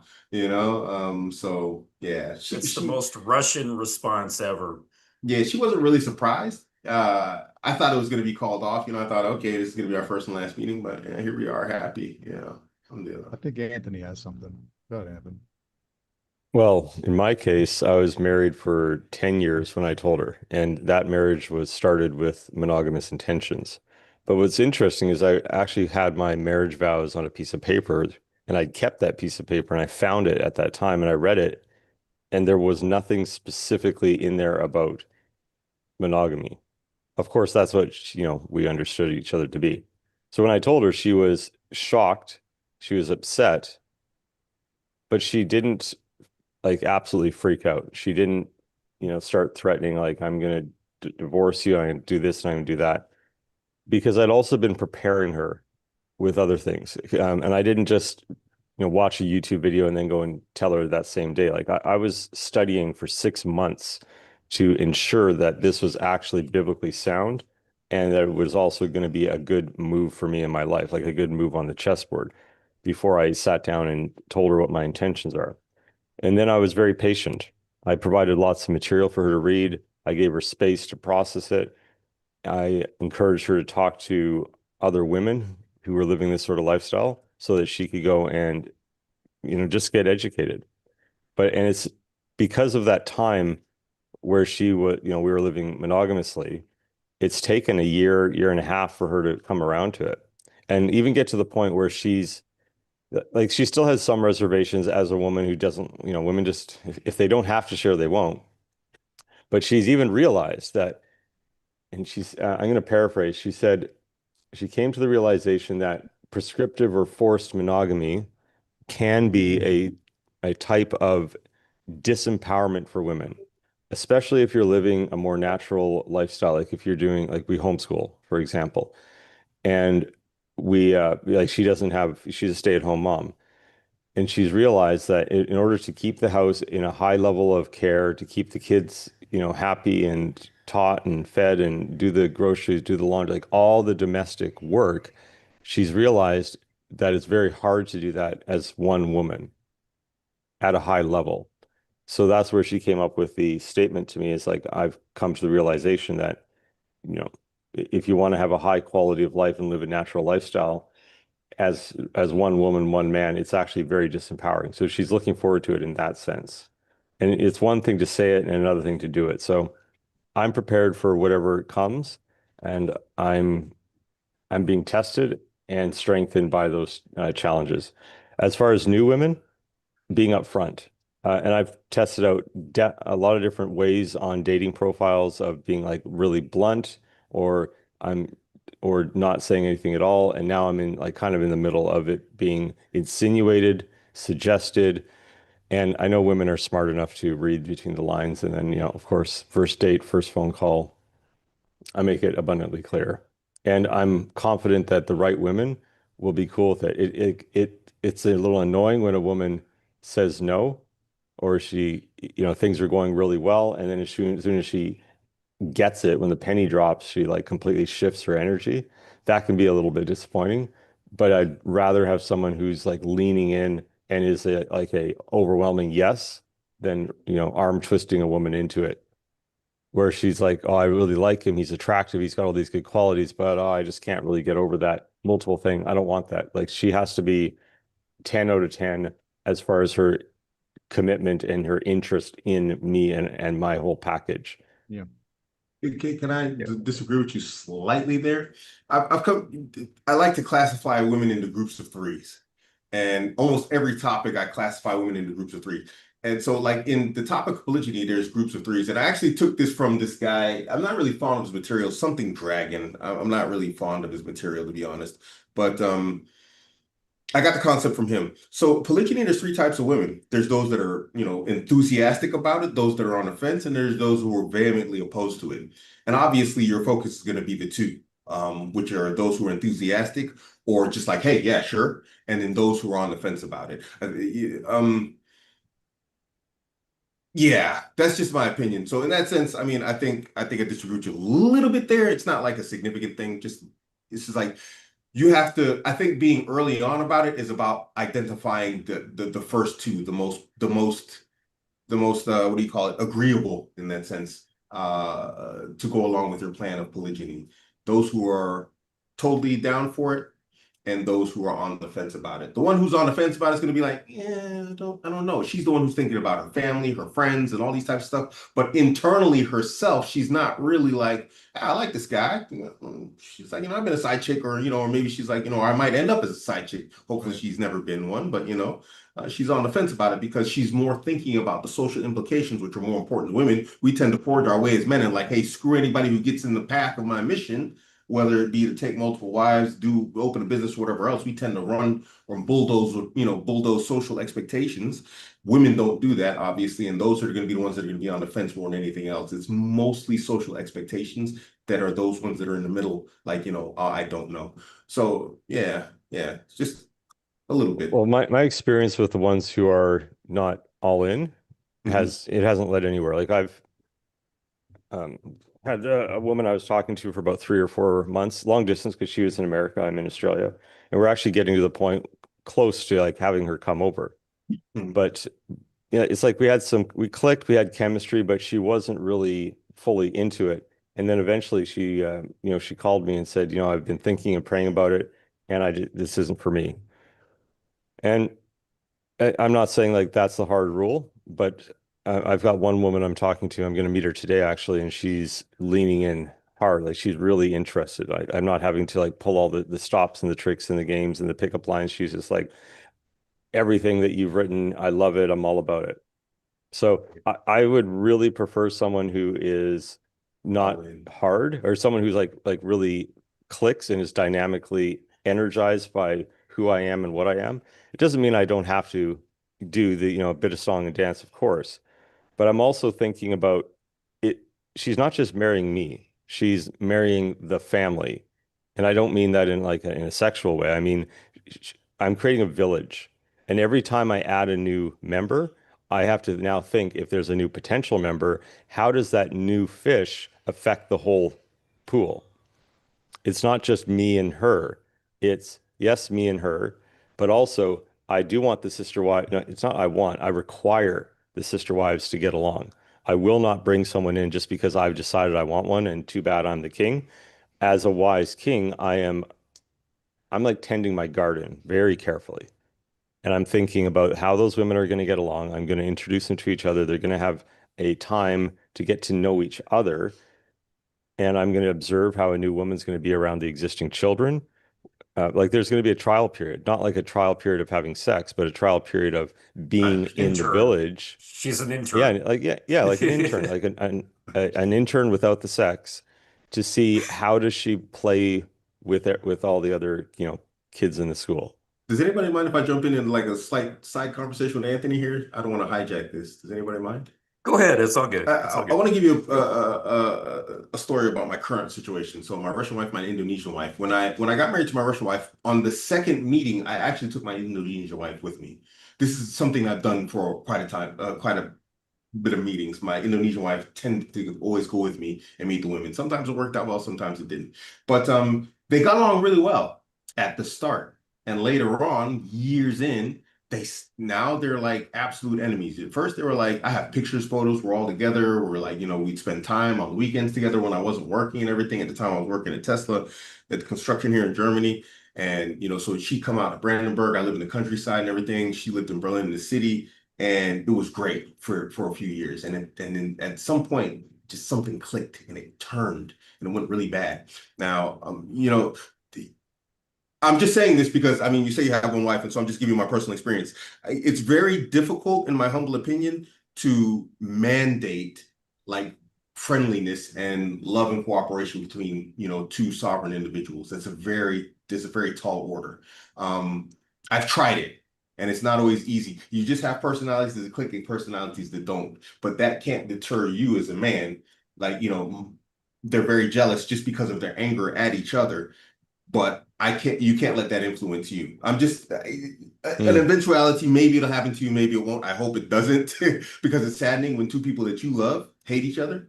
But if it does happen like that, then also you're gonna have that conflict where the women are like, you know how women are. They like to throw in obstacles and mines and pour poison in ears and whatnot, and you can't allow that. And yeah, you have a right mentality. It's like, hey, maybe you can't force them to be good friends, but you do have to like instill that law where it's like, hey, this is my wife. You are my wife. No one talks bad about my wife. If a guy talks about my wife the way that you want to talk about my wife, he get punched in the mouth. Now obviously I'm not gonna punch you in the mouth, but understand what that does to me, you know?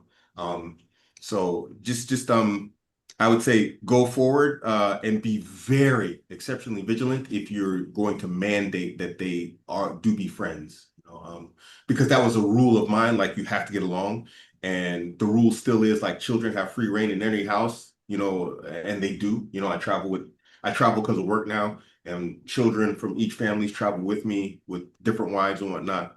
But between them, that's a very tall order to mandate. I just want to put that out there. I've done it with multiple women. That was one of the problems that I said earlier in the show, that I had a third wife. That was one of the problems also. She was very conflictive woman, combative woman with other women. And at the start, she wasn't like that also. So you never know what's going to happen, when a woman gets in the door. Once she gets in the door, you never know what's really going to happen. Yeah. I have a feeling Maverick's got Yeah, I'm dealing with that currently. It's, again, there's a difference between you. I can't force them to be best friends.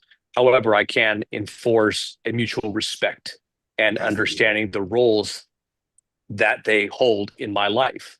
Now, sometimes they are BFFs. They got moments where they are, out there doing the brunch thing and whining and dining and laughing, and then a couple months later, there might be an attitude that comes into play that just rubs the other the wrong way, and all of a sudden they're not necessarily on the best of terms. But at the end of the day, like you said, they need to understand that there will always be a mutual respect. There doesn't need to be this, hatred towards one another. And again, they are in my life. They're in my life for a reason. And neither one of them will ever have the ability to push the other out. And if I ever were to see somebody trying to do that, they would be the one that would be hearing it from me. Because just like you said, nobody will speak ill upon the other, especially if that person is not there to defend themselves. I don't tolerate it. I will always go to the defense of the one that's not present. And sometimes that can cause conflict even in my conversation, because, well, you're sticking up for the other one. No, it's not that I'm sticking I up for hate the that other. statement. It's the fact that it's the other one is not currently here. Well, and yeah, if the shoes were on the other foot, I'd be saying the same thing coming to your defense, because this will That's not be crazy. tolerated.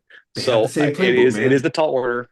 Yep, they Yeah. sure They're do. given The some language bullshit I at birth. use, Yes. Yeah. Sorry. I use the But back language to you, of harmony. Like it's not about individuals, it's about a unit. It's like we're here for yeah. harmony, and I even say win-win-win. Like, if there's three parties, we all have to win. But also it's that I have the mission, I have the direction, I'm the captain of the ship, and I've set the course. And like speaking to any woman, if you're not like rowing in this direction, if you're not towards my mission, if you're trying to do things for your own agenda, we got a problem. And I've set that expectation very clear. Yeah, I got Back to some good metaphors for that. You mentioned captain of the ship. It's like if everyone's rowing in the same direction, it's smooth sailing. If there are one or two people rowing in the wrong direction, it's slowing down or being counterproductive. But my metaphor that I use, and this isn't just for polygyny, but it could be applied to like any relationship. If you're like holding hands crossing a road and there's traffic, if the other person's gonna pull you in the other direction, you're gonna get hit by a fucking car. So just be on the same team and pull in the same direction, go in the same direction. Correct. I just wanted to change subjects just a bit. The guy, someone had asked how you bring up this conversation to a potential partner, a wife, potential wife, and then what I had said was, be fearless, not careless. So like, you can't be afraid. That's the thing that prevents men from having this conversation, is they're afraid of losing her. And then Craig said, women love a man that's not afraid of them. And if you really think about it, women are hypergamous, right? They want to choose their best possible option. Their best possible option is not going to be afraid to lose them, right? Because he knows he can get another one just like him, or maybe even better. So he's not going to be afraid. If you communicate fear to that woman, then you're telling her that she is your best option and she's going to lose attraction to you. Imagine if we were to go to God and try to lay demands on him. He'd be like, get the hell out of here. Go ahead, go off on your own, Rob. And I'd be like, I'm sorry, God, right? Because he's not afraid of me. But if you're afraid, you already lost your authority. You already lost your place. You're in the hierarchy. So again, he's 100% right. Women love a man that's not afraid of them, because it communicates to them that you're not my best choice. I am your best choice, but you may or may not be my best choice. I'm not afraid. We often say the most powerful negotiating position is the ability to walk away, right, from anything. So if you're able to say, hey, listen, this is where I'm going. You can get on board or not. I'll hold the door for you if you want to leave. Like that's a great negotiating position, because you're fearless. So it goes back to their hypergamy, though. I'm quite active on the dating apps, and so on the dating apps, to that question, when I was single, I was definitely baiting the waters, and I was not putting it out there the way I needed to. But again, first or second, I would I was more of a polyamorous situation at that time. Even with my 2 current wives, we entered this in a polyamorous mentality. It was, hey, what's good for the goose is good for the gander. But I also had women who believed in God. So it was like, well, wait a minute here. So if we truly believe in God and what God's word says, then are we doing this correctly? And then we realized that no, we were not, that polygyny was the only righteous action for that. So we had to change it up.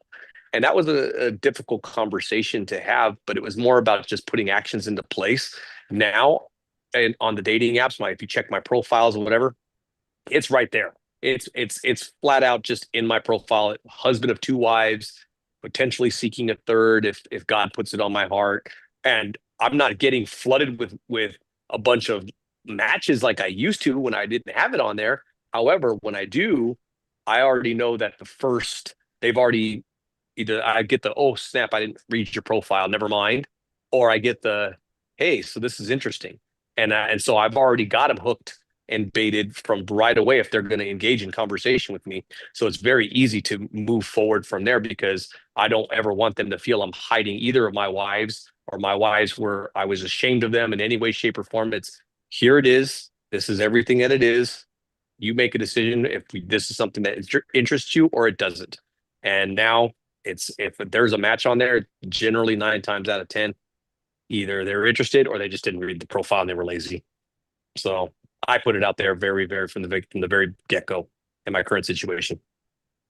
There was some information out there that I can't remember, like the numbers or anything, but it was something along the lines of some findings that married men are just generally more attractive. I think someone actually mentioned part of this already earlier, but even if you just have one wife or one girlfriend, whatever, you're automatically considered more attractive than a normal single man.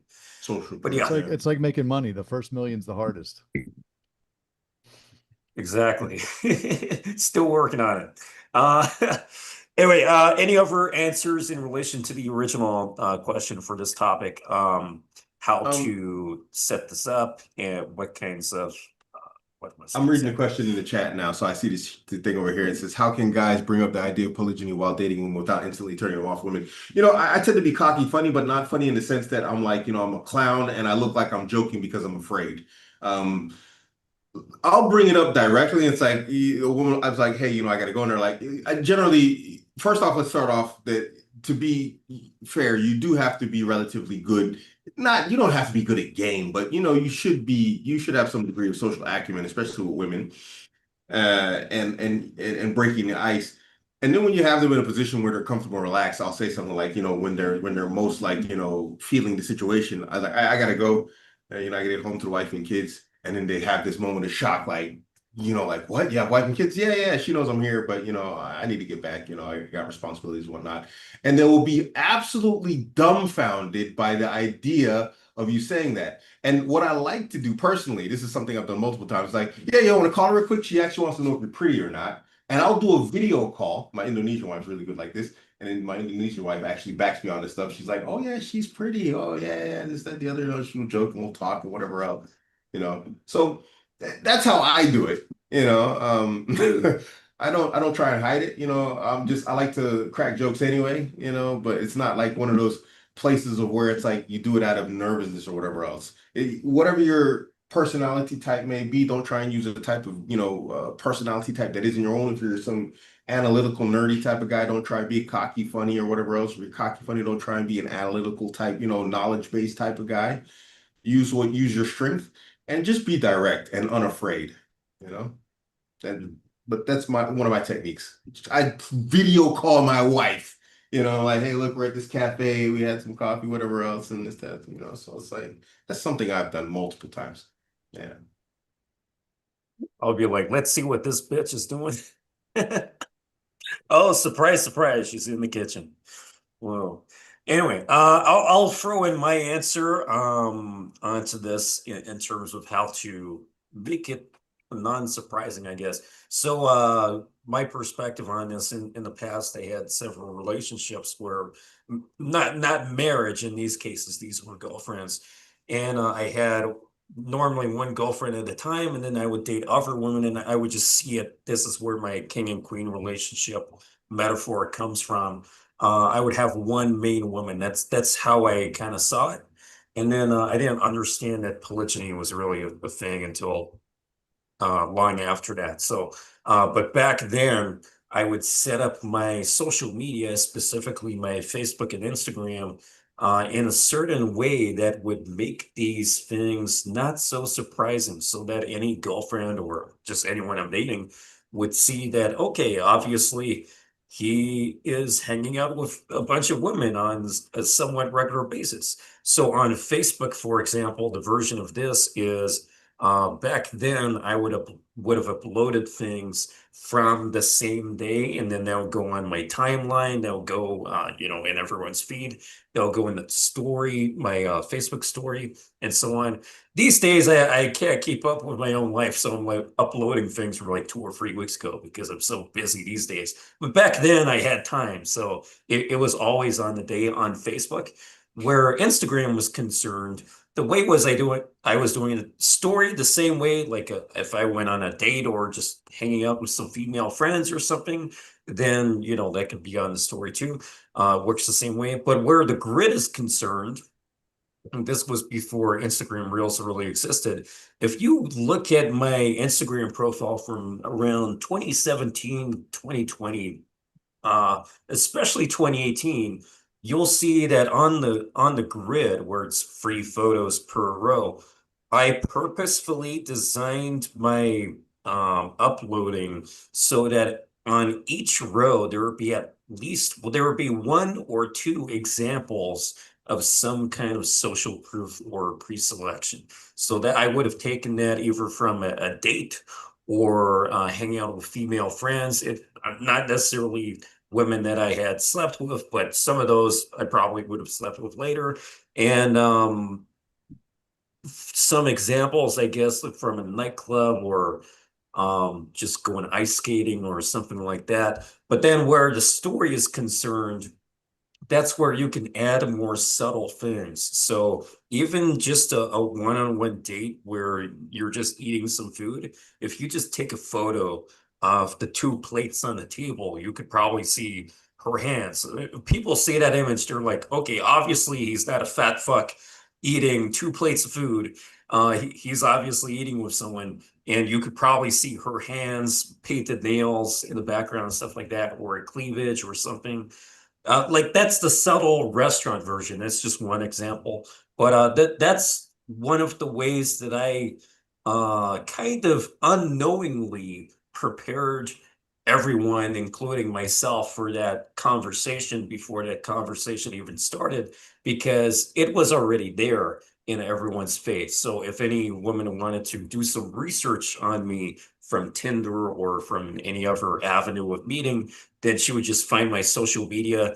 Anyone I would meet at university, in the workplace, or any case like that, they'll be able to connect with me on there because I was very specific on connecting through Facebook, especially.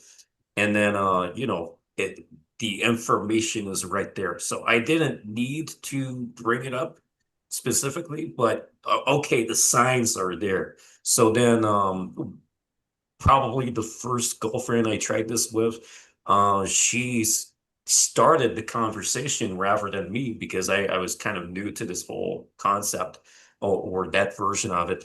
And she said something along the lines of, which I remember very well. I know that you uh, date over women, but eventually I would want to have you all to myself. So then that made sense to me, because I was like, okay, so she's actually okay with this, and stuff like that. So I started to have more of those kinds of relationships, and that's one of the points where I realized it's much easier than people might actually think, because I don't want to put numbers on it, but if we estimate, what do you guys think? If we estimate a percentage of how many women are okay with this kind of thing, what kind of number would we slap on there? I don't think it would be much lower than 50% personally, if lower than 50%. I think women have I been was sharing gonna men since the beginning of time. They have been. Rich Cooper says in his book that most women would rather share a high level man than have a faithful, loser to themselves. And it's 100% true, because 80% of the women are sleeping with 20% of the men. So polygyny is happening everywhere, all around us. Women will gladly share if the man's high value enough. And that's really the question, though. But I think what happens is men of low value promise monogamy only and then cheat. And that's what pisses women off, and rightfully so, because they got duped. Because the man, they lowered their standards. Instead of having a high value man they shared, they said, okay, well, I'm going to take the safe choice. I'm going to marry this beta. And then he ends up cheating anyway. And then they feel slighted because they were slighted. So I think yeah it really just yeah depends on the value of the man, personally. yeah yeah. The Yep. Institute of Family Studies actually did a general social survey in the 90s up to 2020, I believe it was, and I believe at that time it was around 20% of men actually admitted to having married men having an affair outside of their marriage. And if that's 20% that admitted, how many of are not admitting it? So I would calculate the unfaithfulness, even this is just on the men's portion, of being around 40 to 50% of men being unfaithful as it is. So when I would talk to women about it, it'd be like 9 times out of 10, you talk to these women, you're like, hey, have you been cheated on? Oh, yeah, I was cheated on by this person. Okay, so what made you the most upset? It was the fact that they lied. And it was the fact that I couldn't trust him anymore. So it wasn't the fact that he was even with another woman. That wasn't the Mm. issue. It was the fact that, again, they felt disrespected and duped. So my avenue was always, you know what? I value you enough as a person to let you know exactly what you're signing up for and make a conscious decision if that's something that you want. And they generally always are like, you'd be you'd be shocked how many women would agree to this if men could just learn to be honest. Mm. So they value the integrity Yeah. more than anything else, because at the end of the day, a woman wants a man that she can trust, Yep. that he's going to know she's going to have her best interests at heart, even if that means having other women in his life. And so, I mean, I think that kind of, speaking to numbers, when you're talking about infidelity, Yeah. that kind of speaks for itself in the sense of, hey, men, like you said, hey, grow some hair on your webbles. Let's be honest and open, and allow the women to make a clear, conscious decision about what they're signing up for. Yeah. And if you're a high valued individual and a high valued man, another woman's not going to be an issue, as long Yeah. as you can be a man of integrity and show them that you say what you mean and you mean what you say. Let me just say one quick thing on piggyback on that.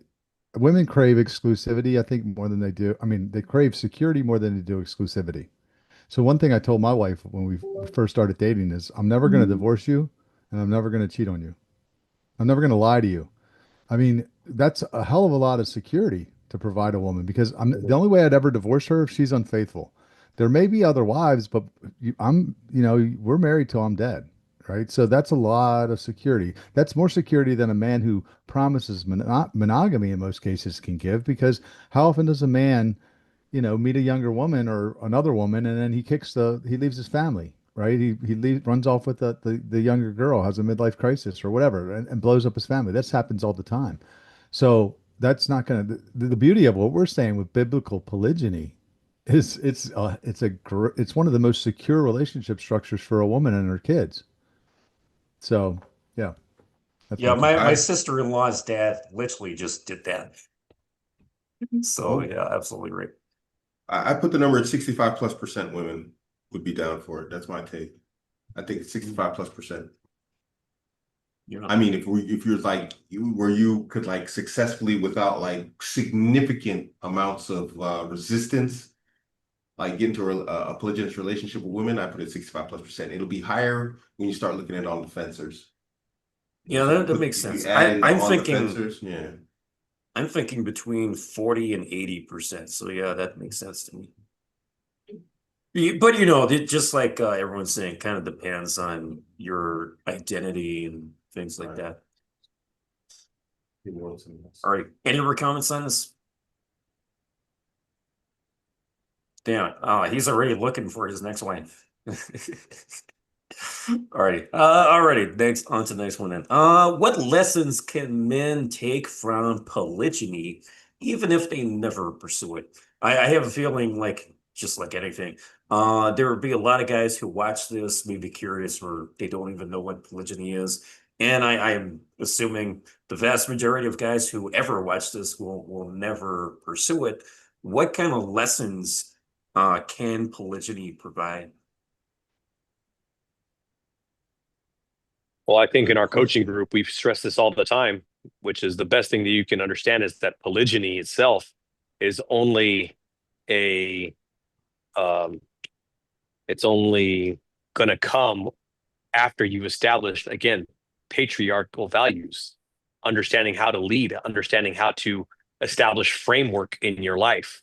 When you have frame, that's the key lesson that you have to know for polygyny to even exist. If you don't have that, you're already setting yourself up for failure. You're building your house on sand versus a rock. And so you need to establish that frame and be willing to hold that frame. And the cause of the secondary cause of that could produce polygyny. Like Rob said, it's always on the table. Doesn't mean it's going to happen. Some of these men, even who believe in polygyny, may never end up in a polygynous relationship, but they always know that it is an option. And if God puts it on their heart or puts them in a position to pursue it, then they have every biblical right to do so. But it's, again, holding that frame and knowing that it's not gonna cave just because some other woman enters your life who doesn't like the idea.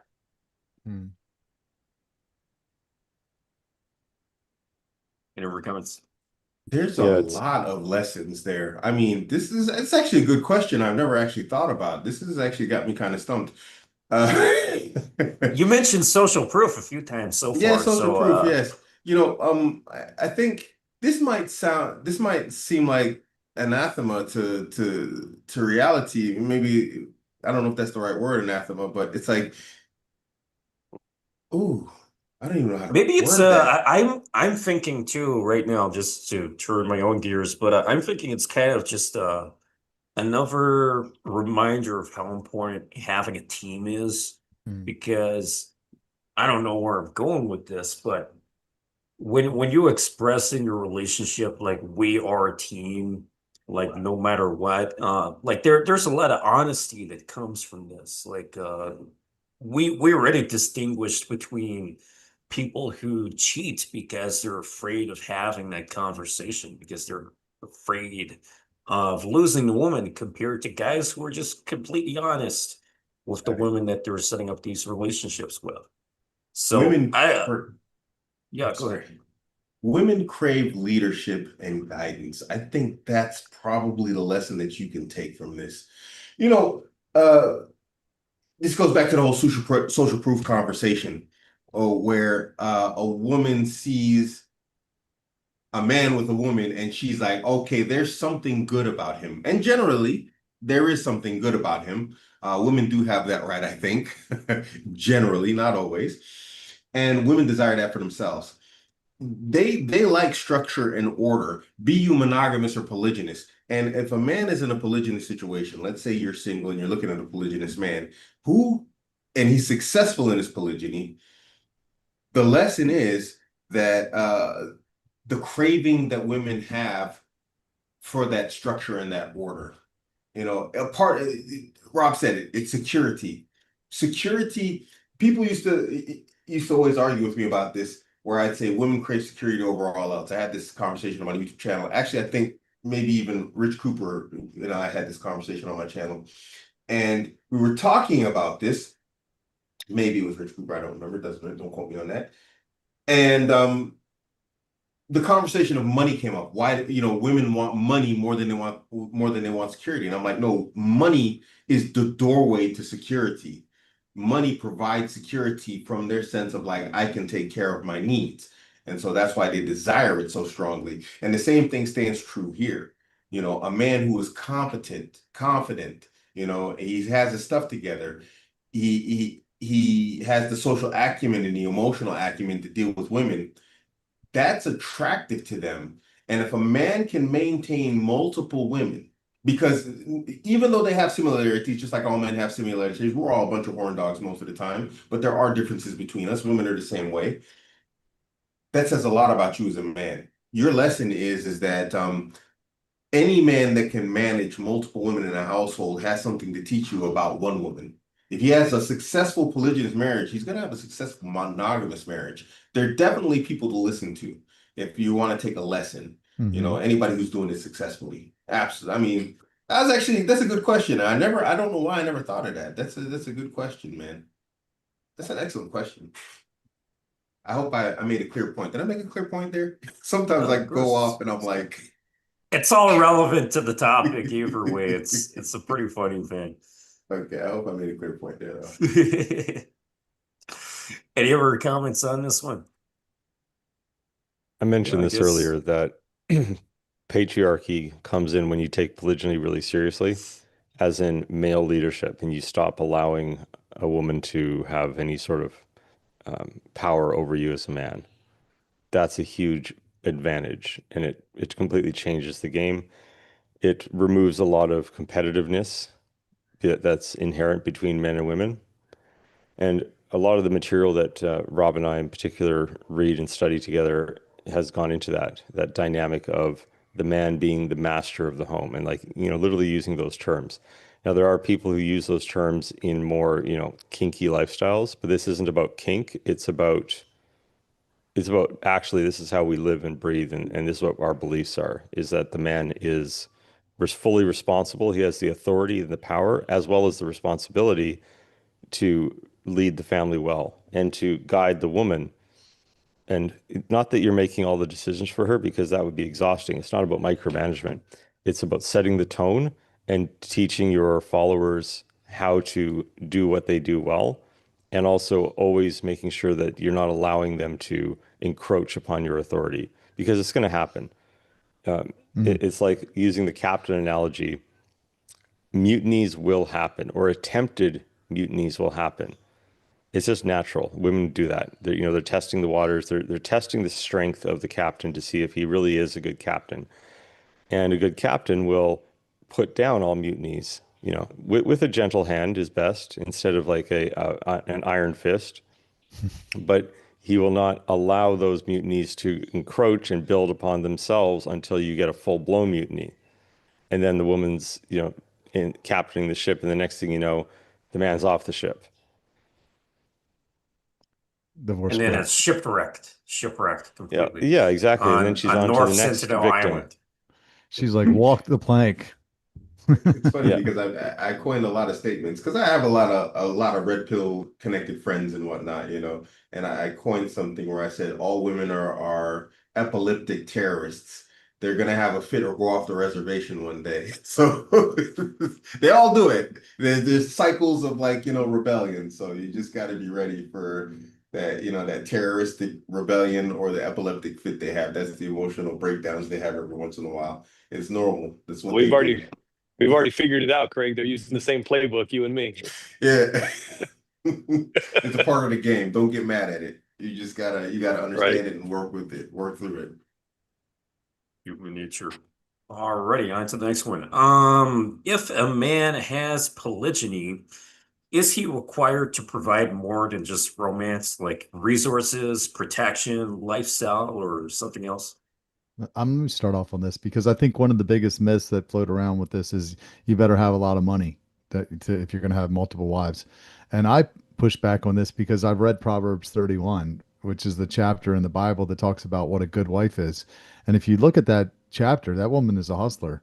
She's out, she's getting up early, she's making the kids clothes and food and taking care of the house, and she's got some side hustles and she's contributing to that man's vision, right? She's not a net negative. She's not a drain on him.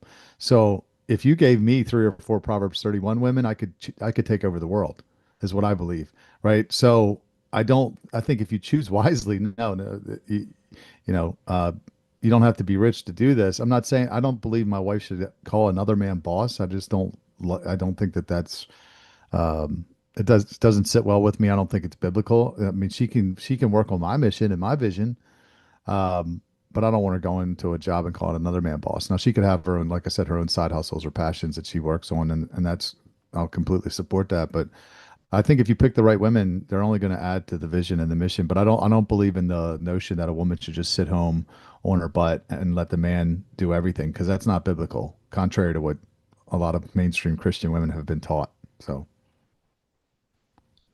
Yeah, both my wives work, and again, it's been something that I've been a firm supporter in because again, like Rob said, I want them contributing to the overall mission. I want them contributing to the household. They're not going out there and working just so that they can go live the life that they want to live. No, they trust me to be the overall provider, the overall protector, and the overall financier. That's one of my strong points in my marriages and my household is the I've maintained the budgets. They're put on allowances and so forth like that.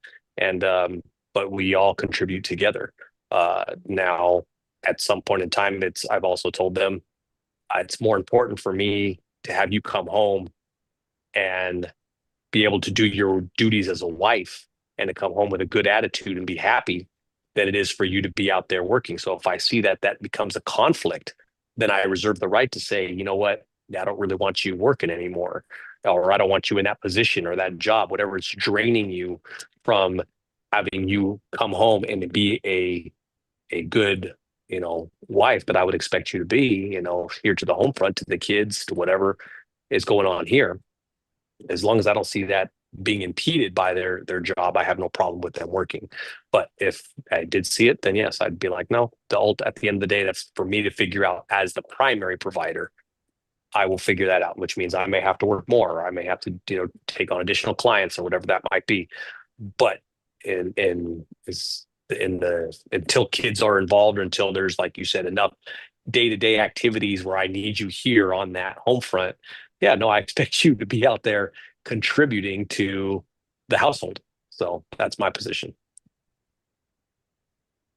For us as Muslims, it's the obligation of the man to take care of his wives entirely. Um, she can work with the agreement of the husband. She does have to give his permission to work. There's a difference of opinion amongst the scholars. A woman has to ask her husband's permission to spend her money on things, but it is her money if she works. She is not obligated to share that money that she earns herself with the household. Me personally, I think it's just my opinion. Um, that the man should take care of the house simply from the dynamic of there's no nice way to say it, but we understand what I mean when I say it's a dynamic of authority.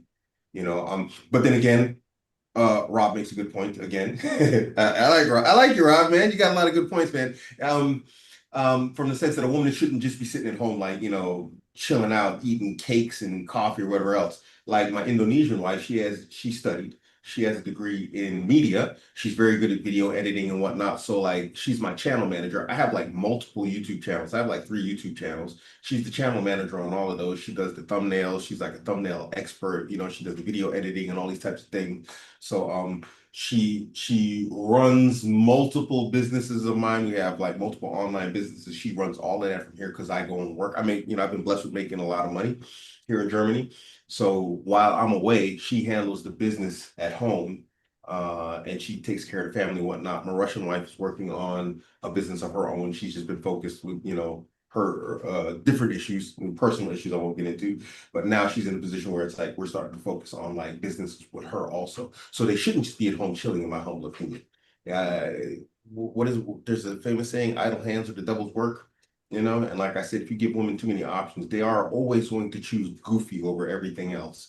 So you want to make sure you keep your women busy. And this is why I say you also need to they need to provide value.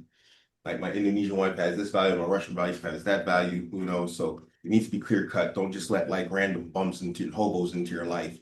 Nobody likes socialism. So why do you want to bring one into your house? She's just going to sit around and eat your snacks all day, man. Make sure she provides value to your life, and keep her busy, because she's not occupied. She's going to start coming up with goofy stuff, and it's really going to make your life difficult. So in my opinion, you should take care of the household, as a man. What did you agree to personally and privately amongst yourselves? Obviously, that goes also. It's just my personal opinion.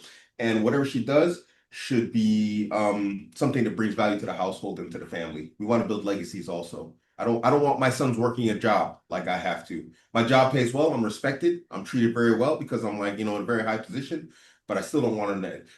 I hate saying I got a boss. I don't want my son to do that. And if he doesn't, it's going to be like me.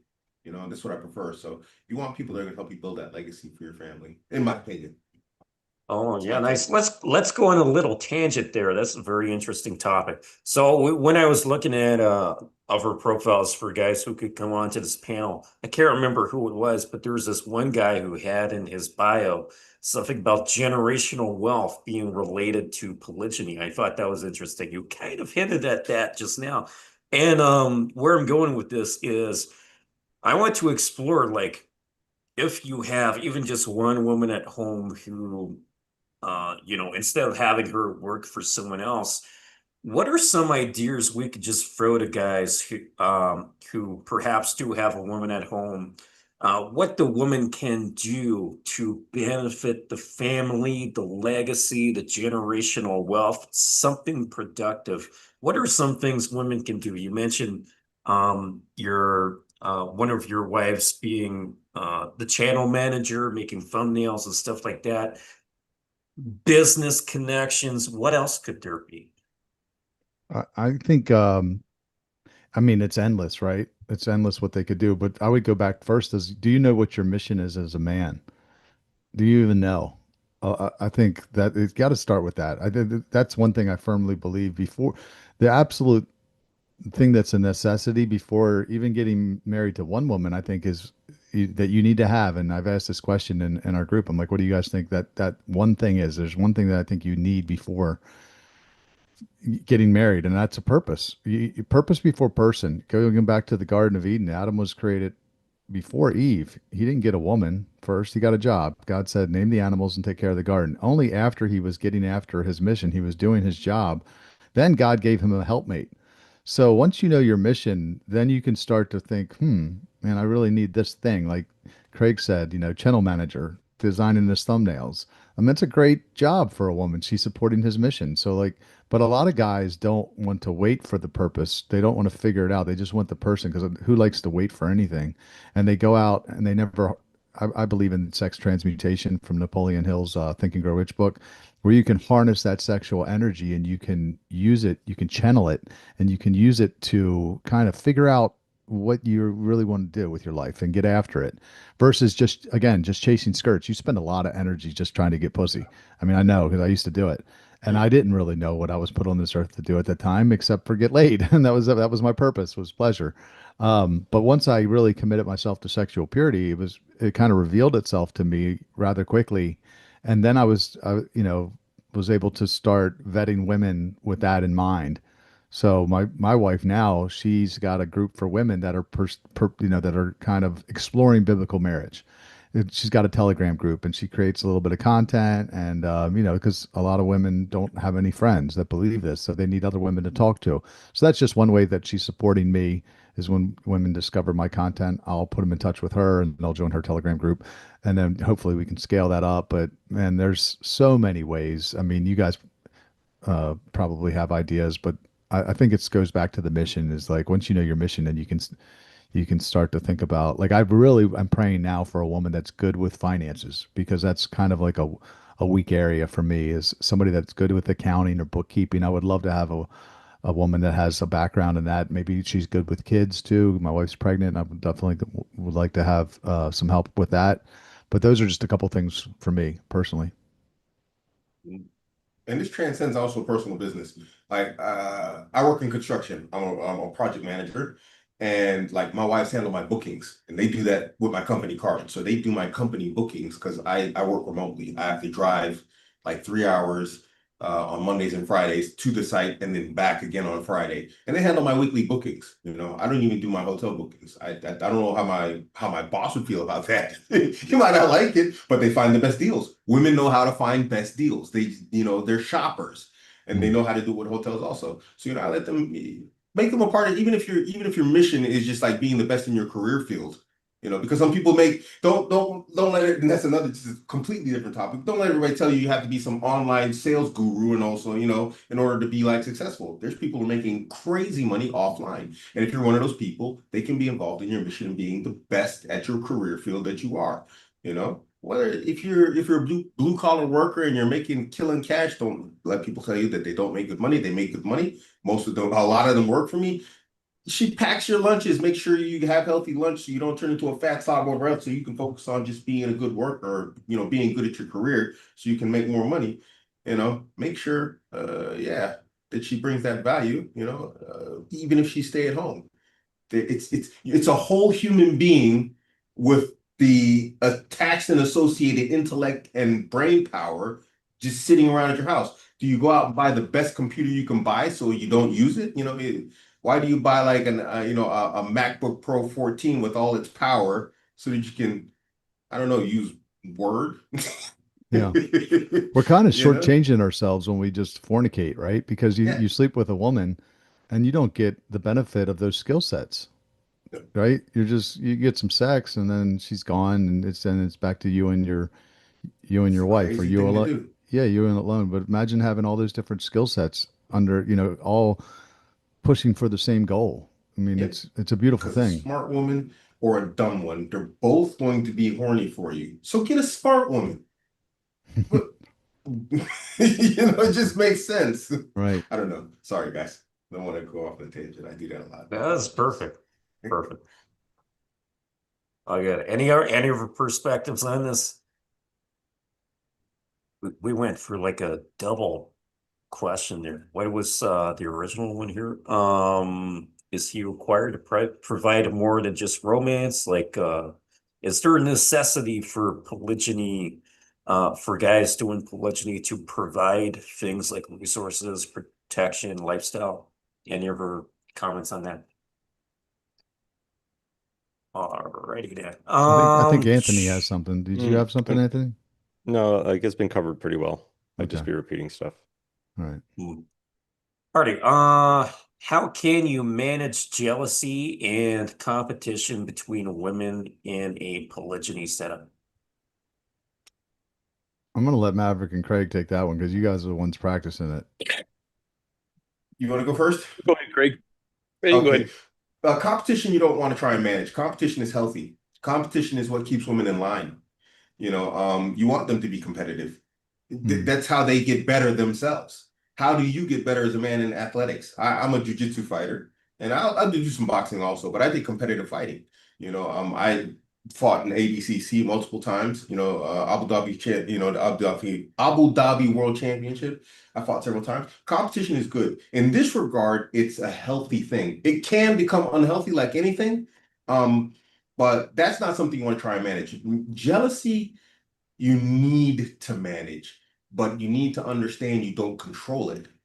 And I know that sounds a bit crazy, but you have to manage it in your actions. Like you can make mistakes that can trigger jealous episodes, and women they're highly competitive. That's why you don't want to try and you want to let them be competitive. You want them to compete with each other. You don't want lazy women who aren't trying to do their best to be the best for you. If there's no competition between them and you try and manage it, this is how you end up with like a bunch of fat women. Because now it's like I'm good. If she got fat, I can get fat. But if the other one stays fit, the other one wants to stay fit. You know what I mean? So, but that jealousy, that's a tough one. You have to manage it, but you have to understand you can't control it because jealousy can spin out of control. And what you can find often is you end up reacting to jealousy and it puts you on the back foot. And then when your other woman notices that you're reacting to jealousy, which means that jealousy is controlling your actions. When you're reacting, you're on the back foot. You're the one being controlled. You're not controlling the situation. Then it gives the other woman the idea that she controls him, and so I'm under her whims. And women are terrified of other women, and rightfully so, because women can be vicious. So that jealousy one, you have to look at every individual situation. Sometimes you have to bring separation. Like unfortunate with my Russian and my Indonesian wife, they start off with friends, and jealousy did play a big role in it. Some of it's my fault because I got too close and I got too relaxed, and they started seeing things that I was doing with each other, and they think, oh, why is he like that with her and he's not like that with me? But I saw it as the sense in a man, like you're an individual, and this is something that I know you like, and this is something I know you like. But then she just saw me doing something with her that I'm not doing with her. And it's like, you don't even like that. Why do you care? But it doesn't matter. Rationality is not something you can expect from women. So you have to manage that jealousy primarily from the position of how you behave in front of them, in a sense. You don't want to, what do you say, be limited as a man in the sense that like, oh, now I'm walking on eggshells around them. But there's just some things that you can do are blatantly stupid, that you don't want to do. And when you get very comfortable with your women, that can happen, especially if you're living and having a life in close quarters. Like I said, in the past, I was traveling together. We were, doing trips together and stuff like this. You have to be smart. I wouldn't say be careful in the sense of walking on eggshells, but you do have to be intelligent. You have to manage that jealousy. You have to think ahead so that you're controlling the situations. Like if I do this, this could happen. And you can't be reacting to the situations and just be a firefighter running yourself tired and to death back and forth from one fire to the next. And that's what that jealousy is. It's a fire inside women, and it flares up really fast and really hot. And so, yeah. I hope that was clear. Yeah, definitely. No, I couldn't agree with you more, Craig. I myself am still learning and navigating that myself, even with having the two wives, and because I'm a people pleaser. I want to please the women who love me, and I want to do the very best I can as a husband. And that puts me obviously in compromisable situations from time to time where I make a decision based off of how one of my wives may or may not be feeling on a certain matter. And shame on me. It's something that I have to, again, harness and learn that it is my role. And sometimes I've had to put my foot down and kind of reiterate that at the end of the day, I may make a decision. And sometimes it might favor one wife, sometimes it might favor the other wife, but ultimately it's a decision that I make for myself. And that goes back to holding that framework of understand I have the mission. The mission has been given to me, and you are here to help me accomplish that mission. And sometimes I may need to make a certain choice that, again, may seem favorable, but it's not because I'm playing favorites. Understand that. It's like, again, I love you both equally. There is no hierarchy as my wives. You guys are currently both my wives, and I love you both the same. But life is life, and there are going to be times where I may have to. I'm sure Craig might understand, being a traveling person. I run a security business myself. I'm the owner of my business. There might be times where I'm traveling a certain place where I'm going, hey, I don't want to make the commute all the way back to one household when this other household is closer. So I might have to deviate from the original plan from time to time. It's not because I'm playing favorites. There's no reason to be jealous. Just understand I will try my best to make it up on the back end or restructure whatever it is. But if I can't do it, I can't do it. At the end of the day, it's my choice to make, and you need to respect that choice and that decision. But yeah, it's definitely easier That's a said tough than one done, for Greg. So women. I definitely, Yeah, yeah, you it made a is. It good point. That's definitely a tough is. one for women. They tend to like look at like your actions of logic and convenience. Like you said, it doesn't make sense to drive all the way back one way or whatever. I have this because I have a wife that lives in Berlin and a wife that lives in Brandenburg, and so it's like about a half-hour drive. And sometimes when I travel to a site, it's easier to just leave from one site than the other. They don't see it like that, where it's like, okay, I don't want to drive an extra 100 kilometers, just because it makes you feel better.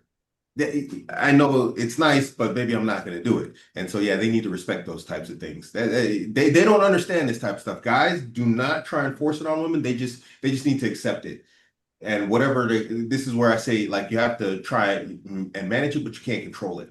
And sometimes you have to lay down law and say, hey, look, I'm not driving. This is a conversation I've had more than once. So this is why I'm using this as an example. I'm not driving an extra 100 kilometers because you need to feel good.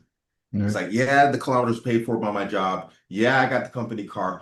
I'm just not wasting that much time of my life so that you can feel good. Baby, I'll see you on such and such day at such and such time. And she's gonna have to work through that from her, on her own. But she has to also understand this is not like a favoritism thing or whatever else. This just doesn't make sense. Mm. And so you can manage it, but you can't control it. And you need women who self-regulate. This is also important, getting women that are very good with emotional self-control. This is also when you're in that phase of like courting women, however you guys do it. Find a woman who can self-regulate better, not better than average. That's a bit crazy to say, but she has mechanisms from a healthy family to regulate her emotions. Mm. If not, you're going to struggle. You're going to have to try and do it for her, and you can't. I've interviewed multiple polygynists on my YouTube channel, on my podcast, and they really, what the thing I've heard multiple times was the theme of this is for anybody who wants to become the best version of themselves, right? They said people have said that multiple times. Now, I think in order for that to happen, women especially need a level of competition. Uh, KGB, ex NFL player, he has two wives, and he talked about how great his first wife was. And he said, as great as she was, when I married my second, do you think she became better or worse? I said, I don't know. He said, she became better. She was already great, but she became even better. He said, when I was a player in the NFL, would I have loved it if my coaches would have came to me and said, you're the starter. Don't worry about it. You're going to play every week. You got nobody who's going to take your spot. He said, yeah, I would have loved that. He says, but it would have made me the best player that I could have been. No, it was the threat of competition that pushed him to be the best possible, player that he could be. So I do think, with polygyny, it does introduce healthy competition. And, again, going back, this is how men get stuck in sexless marriages because there's no threat of competition. And again, numbers don't lie. 80% of the sky high divorce rate, the divorces are filed by the women. So when there is no competition, for some reason they lose interest. What's that about? Well, everyone's heard the saying, the sex stops after you get married. Well, it stops after you get married? Well, yeah, because there's competition before you get married. At least there's a threat of competition. He might not choose me. So she's physically attracted to the man. Now she gets married in this monogamy only BS, and there's no threat of competition. And guess what? She gets bored and she's like calling a lawyer. So, yeah, I think competition is healthy and needed, or at least, Absolutely. yeah. Again, keeping polygyny on the table. My wife doesn't have another woman, vying for my attention, but she knows it's an option, and that is enough. I've come to find that every woman, even the most jealous, become better when another woman is introduced. Hmm. Her jealousy increases, but then so does her behavior in terms of trying to please me. It increases also. It Hmm. sounds a bit crazy because you get like this double, like, but sexuality increases, the Yep. service increases. You might get more attitude, yes, but generally, if you have a good steady hand, you can redirect that into a positive way. It's really healthy for them. It's kind of human nature. If you think about if you were a business owner and you had one employee only ever for years and years, and then all of a sudden you hire a second employee. I mean, they're gonna want one's gonna want to outshine the other, right? Like they're gonna Trying to get rid become of me? Oh you're my gonna have God. right. You're gonna have better probably have better. You're gonna get more out of that first employee, right? Because he's gonna be like, oh, you're not taking my spot. So yeah, I mean, of course, it has to be done right. I hate the term competition anxiety because it sounds so negative. But It's a positive thing. yeah, I don't want to give my wife anxiety. Like I don't want her to be anxious, but I do understand the concept. Alrighty. Any other perspectives on this? Let's jump on to the next one. Is having relationships with multiple women at the same time really worth the stress? For the guys watching who were skeptical, is there a way to make it less stressful than most people might expect? Can I just jump in right quick because I have this conversation often? You know, where's the idea come from that having multiple women is like a stressful thing? I don't know where this concept comes from. It's like if you're bad with one woman, the idea of having a second woman, of course you're going to be stressed out because you're just thinking from the concept and perspective of I'm bad with this one woman, so I'm having a rough relationship. If I get another one, it's going to be the same thing. So fundamentally, your monogamous relationships, if you have that mentality, there must be something wrong that you need to work on. This is just, I don't want to, criticize or, it seemed like I'm attacking the person, but it sounds like you have like had a string or currently have a bad monogamous relationship. I don't know where this concept comes from. I have a very nice car.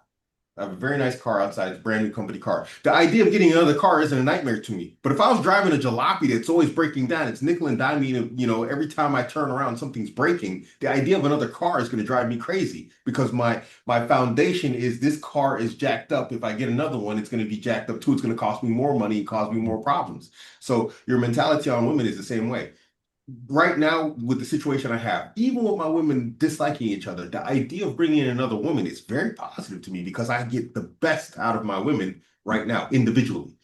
The topic of each other comes up and things get a little bit more complicated, a little bit ugly, but there's no need, to bring that up. So in my head, I think if I get another woman, this is gonna be amazing, man. I've got two amazing women that treat me like an absolute king right now. You know, do you see what I'm saying? Look at the difference between the way you're perceiving and you're looking at relationships with women and look at how I look at it. Remember at the beginning, I don't know if this person who asked the question has been here from the start, but I said, I'm currently happy. And if another woman comes in, it'll have to be a spectacular woman. That's my idea.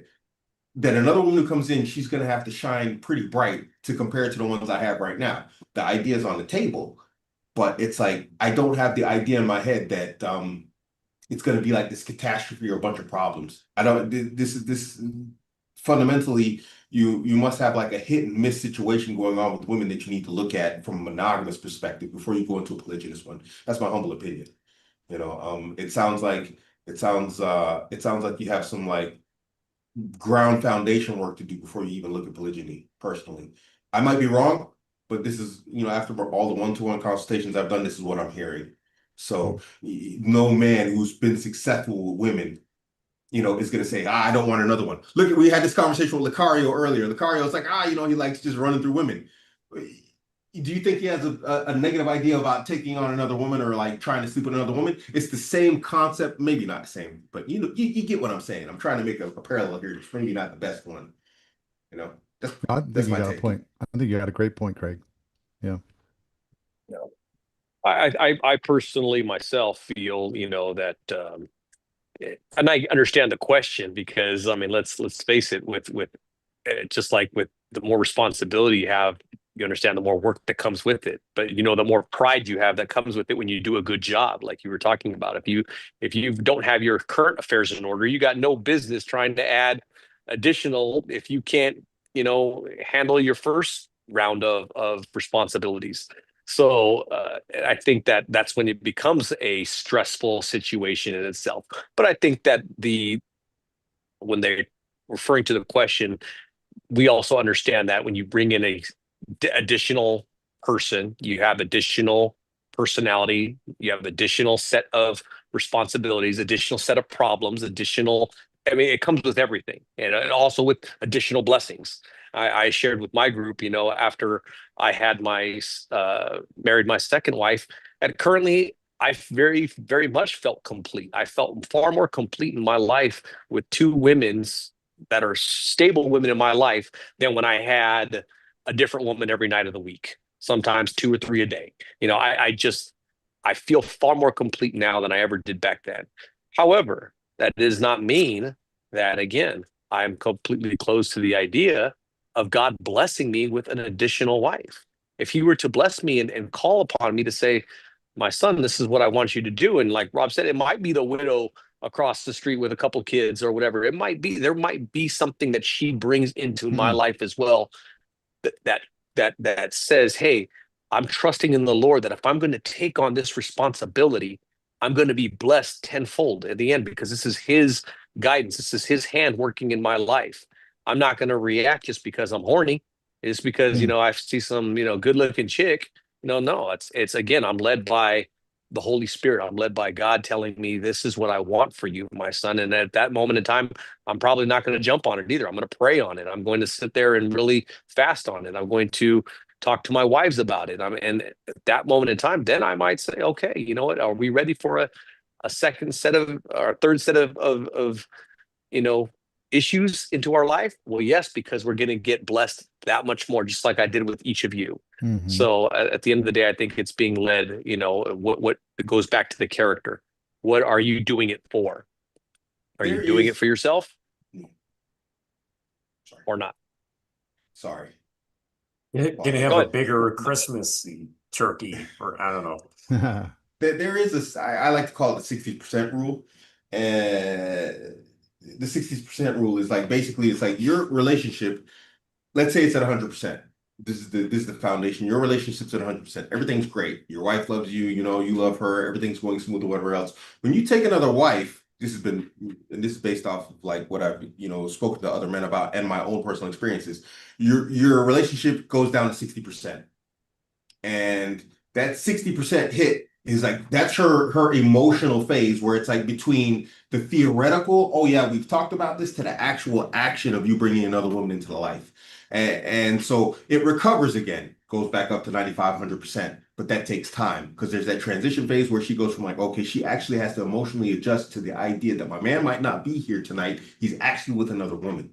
Having a conversation and the actual action is two different things. So there is that phase, but that shouldn't be the consistency.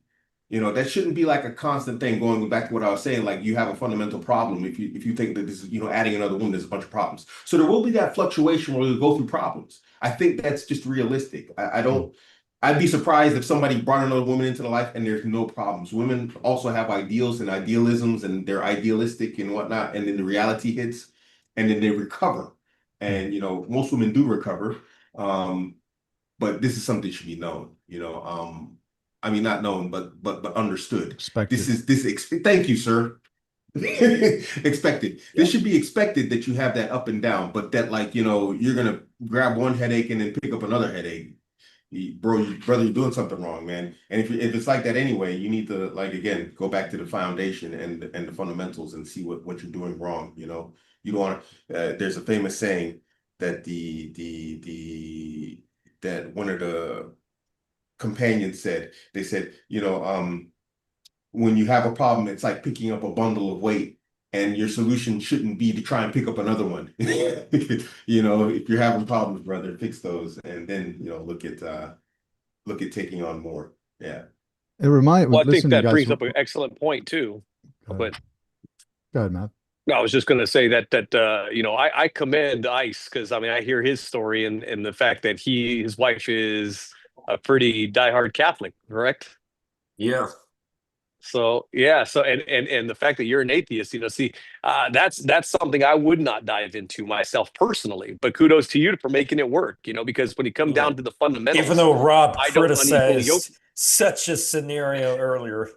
Did I? I think I forget. Well, yeah, because The devil's work. I mean, Oh. again, because because you said just Marry an because unbeliever. you said like there are two women for every man at church or something like that. So some of them have to marry someone like me.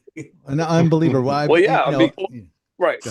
Go ahead, Matt. Our faith teaches against that. That's exactly it. It's not to unequally yoke yourself to a non-believer. So again, for us, it's more of the, if you're talking about getting the fundamentals down, anytime there's conflict in my household, I need to know that I can go to either of my wives and say, okay, the deciding factor of this conflict, what does God's word say on the issue? Mm. Let's open it up.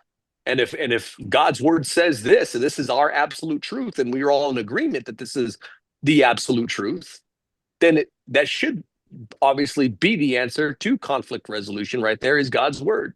But if I've got somebody who doesn't believe that God's word is the final truth, then I don't know what the absolute truth would be. So, I commend, Ices, who's made it work so far. Kudos to you. Continue that works out in your I best gotta interest use for my sure. own.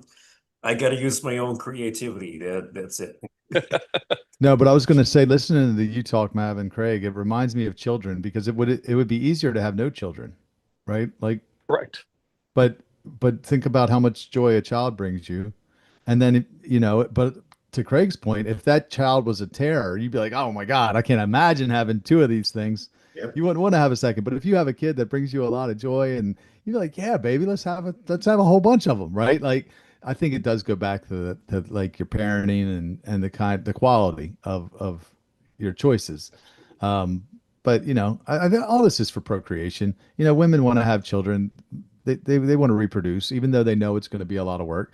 Men have a desire for variety, and God put that in us because He wants us to reproduce. Even though that taking on a second or third or fourth is going to be a lot of work, there's still a desire for men to add. I mean, I've had again multiple polygynists on my podcast and that I've talked to, and every one of them with two always is open to a third or actively seeking a third. So even though it is more work, they're all wanting a third. So that tells you something, right? Interesting. All right. Any other perspectives on this? There has to be a reason for doing something. Like if it's just simple pleasures, then yeah, it's a waste of time and energy. Like the question being, is it worth the stress of having another woman? Well, from a business perspective, if I want to grow my business and I need to have more employees or team members, yeah, it's stressful. There's a cost. But if I factor that into why am I doing it and they're going to be they're going to be a net positive, then it's worth it.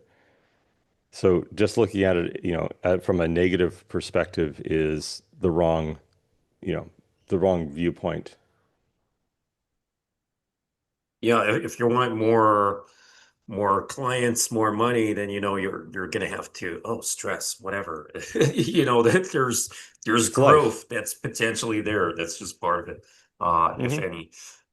Yeah, that's a good analogy. On to the next one. What boundaries would you set in a polygynous relationship, including with children too, if that's your case? Can I jump in? So, Yep. boundaries. I think I established this earlier. Since I look at it from the perspective of the wives to wives, one thing women like to do is they want to know that you are their favorite, that she's your favorite, excuse me. She wants to know that she's the favorite one, the queen bee. And in that, I mean, I don't really see a problem. I think you can have a favorite wife. I think you should be careful as to how open you are about it. I think you should be very secretive about it. If you do have one, that should be something that only you really know about, or that's like, because the thing is, like, women will brag against this, goes into that whole competition thing. She'll find a way to let the co-wife know, and so you want to keep that amongst yourselves. But just in terms of boundaries, sorry, making a point here, is that there's no pouring poison in my ear about my wife. I don't like someone talking about my wife in general, that's why I don't talk bad about them. I can criticize my wives all day because they're human beings. They're not perfect, just like I'm not. And so they have human faults that I can criticize. But because I don't want someone else talking about my wife, I don't make it permissive by doing it myself. And that's an expectation and a boundary I have to with my wife. Do not talk about my wife. She is my wife. And I'm talking to my wife. You see what I mean? And it's like in that when I go to my other house, that applies there too. That is my wife you're talking about. Like I said earlier in the show, something you're saying things that would get a man punched in his mouth. Now, I'm not going to punch you in the mouth, but you need to understand that, you're talking about my wife. I don't, there's no way this is going to end well. Why are we having this conversation? It drives a wedge in my heart between you and I, because you're talking about somebody who's dear to me, in a way that I find less than pleasing or pleasurable. Either keep your mouth shut about her or say something nice. And this applies across the board to everybody. I take this to each house. So for me, one of the boundaries there is because I know how women are. I've learned the hard way that they can be exceptionally vicious in their competitiveness also, because it's not only about like trying to be the best so that you favor them. It's also about tearing the other one down, and this is what women are really good at. They're really good at social warfare. And so you become the focal point of that social warfare, and you have to be really adept and very, very alert to the games that women play. They are masters of this stuff. This is how they grew up as girls in schools with the mean girls crews and all these types of things. They are experts at it. Don't try and compete with them in it. You just have to run it. And it's not easy because you love them. And so emotions and heart gets in the way sometimes, and then you let your guard down, you're not paying attention, things start to slide through, or they start to slide, and even the sharpest knives sometimes get caught up on like fabric. There's a burr inside the blade and it gets caught. So for me, that's a boundary. It's like, don't talk about the people I love, and with children, again, like I said this earlier, also they have free reign. If I want to take my son with me to my other wife's house, or I want to bring kids from here or there, kids have free reign. Kids have no role in your personal warfare or whatever else, or likes or dislikes, or whatever else. These are my children, and they remain my children no matter what happens. You might be another man's wife in 10 years. In 10 years, that child is mine. That is biologically, as long as you didn't cheat, that's my child. Do not for a second stop to think to limit or tell me what I will or will not do with this child, if he will or will not be with me, or she will or will not be with me, where.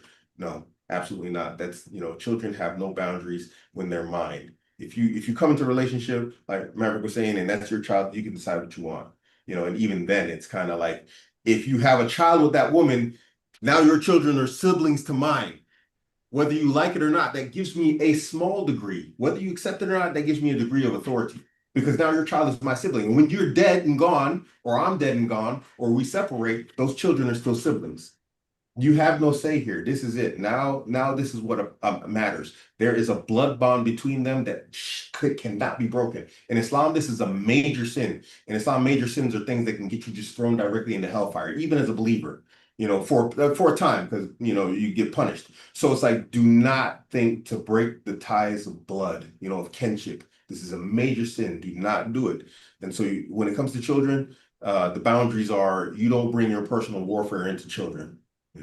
That's it. Those children remain mine forever. And when we have children together, if you brought children into a relationship, they're siblings. And so now, whether you like it or not, we're tied and we're bound together for life. So, yeah, the AbuAmerican. Well, you know what? It's interesting that you bring that up, Craig, because you're talking about, if you do have a favorite, you keep it to yourself. I mean, clearly, even in the Bible, it talks about, in Deuteronomy 21:15, should you have a child, or I'm sorry, should you have a wife, one loved and one hated, or unloved, and they both bear you children, you still have to, honor the rights of the firstborn. That's just there. It's how it is. So, I mean, clearly those favoritisms do exist. Do I, like you say, recommend that you go and broadcast them? Probably not. In my scenario, again, I've been blessed with 2 wives who I ultimately love. I don't dislike any either of my wives, so and I intend to keep it that way by keeping that anybody else that comes into my life, again. But going back to the original question, what is what is it that you put in there as far as rules factors? And yes, 100% agree with you. The kids belong to me. It's the house of David. It's the house of Jacob. It's the house of Moses. It's never been the house of the wife. Again, it's your family, your household. And at the end of the day, again, this is why for me personally, being rooted in biblical truth is important as it is, because that is the deciding factor in everything when there is conflict. And I encourage my wives, voice your opinions. I want you to speak to me. It's not like I want just a person who's just going to do every single thing without ever questioning it. At some points in time, I want some feedback from you. It's not what you say, but how you say it. When you approach your king with respect. You approach your king with humility, and you approach your king with the understanding of, hey, I may be bringing something to his attention, and he may apply it. He may not, but he will, obviously understand that, listen to what I have to say, and then make a decision, with that in mind. And I have to respect that either way. So final understanding for me is my word is final. And it may not always be the words you want to hear, but understand that it is final. And it is always going to be for the best interest of us as a whole. Not just you, not just your sister wife, not just myself, but I will weigh it out, and it will be the overall decision that I make that is going to be better for everybody as a whole, even if you don't see it that way right now. It's because I have other thoughts and other plans that maybe you don't know about, and you won't know about until the appropriate time. But just understand that I'm always doing everything for our best interest. Solid stuff. Artie, any other perspectives on this or anything in general?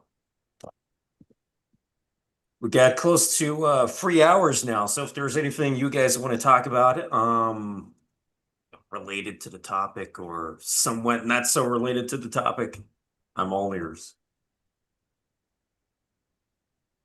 It's been a very interesting conversation. Like this is one of the great ones for me. Like this has been a really unique conversation. I do panels like pretty much every month. I'm doing them more regularly now. I can't remember how many panels I've done at this point, like close to 30 or more. I can't remember. And like 13 or more debates.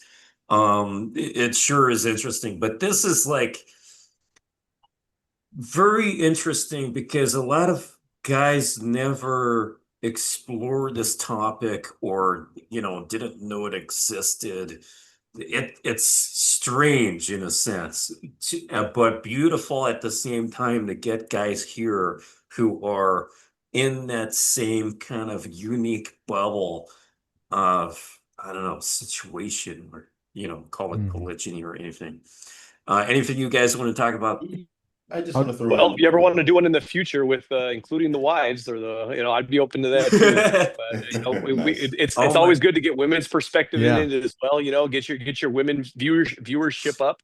We're all about if we talk about God's doing something wonderful here. And again, a couple years ago, this was something like you said, most people never even had heard of, but this is becoming more and more of a on-brand topic, and more people are talking about it. I mean, even on this panel here, you've got both Christian and Muslim alike, who are sitting here saying, "Hey, we may have some differences in what our belief systems are, but this is something that we come to agreement with on one another." Except that they're capped out at 4 and we're not. but yeah, but either way, it's important to know that at the end of the day, this is in fact, definitely righteous and overall good for women as well, as much as the secular world will tell them, oh, this is diminishing, this is just awful, and yada yada yada. No, it's not. And we would love to be able to come back on your show or any others and with our wives and let the women speak on it too. So in the future, if that opens up, I'd be more than happy to do it again. Yeah, I definitely want to do another polygyny panel. There's no way I can say no to that. The only problem with the version you're suggesting is there's probably a limit of 100 people coming on the same call. You know, aside from that, I don't know. But for next time at least, I'll definitely want to have some other guys jump on as well, such as I did invite Sterling Cooper. He will be certainly Okay. interesting. Michael Sartain couldn't make it. I don't think he, I know him as an atheist, but I think he has turned a little Christian recently. So, that would have been pretty interesting too. And, I spoke to Justin Waller about this yesterday, couldn't make it, but, he's into this kind of thing. Mhm. So yeah, definitely going to have more stuff like this on this topic in the future. So that's definitely happening again. Any other stuff you guys wanted to talk about? I just I want to say that. Oh, go sorry. ahead. Please. I was going to say that, yeah, I've talked to Justin a couple times on the phone, and I think, this is a truth whose time has come. I think this monogamy only lie prevents a lot of strong men from coming to God because they've been told, in Christianity at least, that they can only have one. And there's just a lot of guys that know they're not capable of it and they don't want to. What's the point of following God if I know I can't live this lifestyle? I know it kept me from the cross for a long time. So I think a lot of strong men would come back to it if it was exposed, which it is being, as Maverick said. And just some of the typical responses that people come back with, like that it's chaotic. And I would encourage people to go back and just read the Bible. If you really look at ancient Israel, it's the best use case of polygyny. I mean, they went from a single man, Abraham, to over 2.4 million people in just 400 years. And they overthrew the strongest country, the greatest country in the world at the time, Egypt. That is why I believe that they don't want polygyny to come out, because it just makes men far easier to control. It's better to have us, sneaking around and acting like a bunch of degenerates than it would be to have a man build a large family with a bunch of sons, and they can't tax you to death and pass these crazy laws that because you would rebel and you would be able to, it limits government's control. So yeah, man, I just would encourage anybody to look into it, because I've seen some of the people in the chat saying, oh, trying to give the typical responses that you hear in church about how it was never blessed by God. No, it was actually God said he gave to David, I gave you your wives and I would have given you more if you asked. I mean, that God doesn't give us sin. So just be curious and research this for yourself is how I would like to end the call. I just like to say it's been nice to be on this panel with you guys, hear your perspective, especially from a Christian perspective.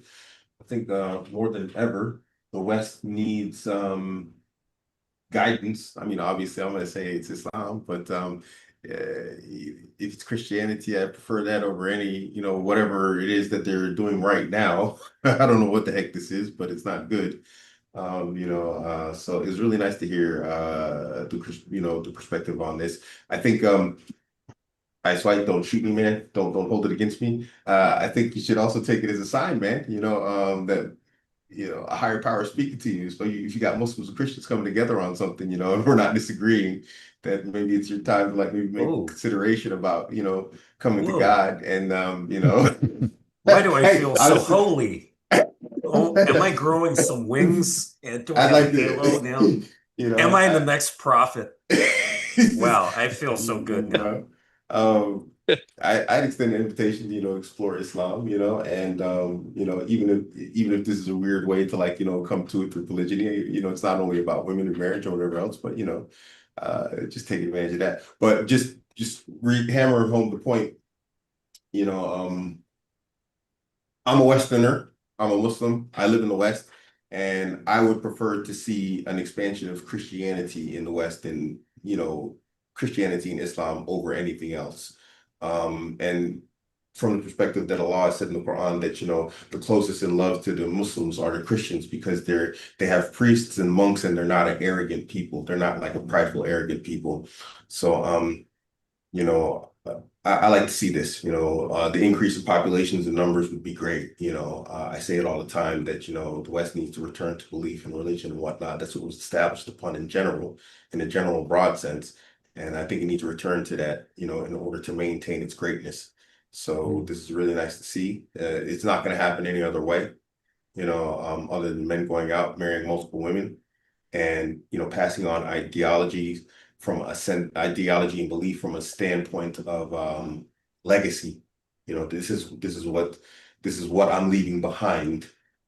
So it's not going to happen any other way. If we don't do it as men, having multiple women and a lot of children, nobody else is going to do it for us. Or you're just going to have people that come in that are completely foreign, with horrible ideas and concepts and beliefs, or none at all. No attack there, I swear. That are going to raise children accordingly, and they're going to be victims to, evil influences, and our society is going to continue to collapse and go a path that we don't want to see.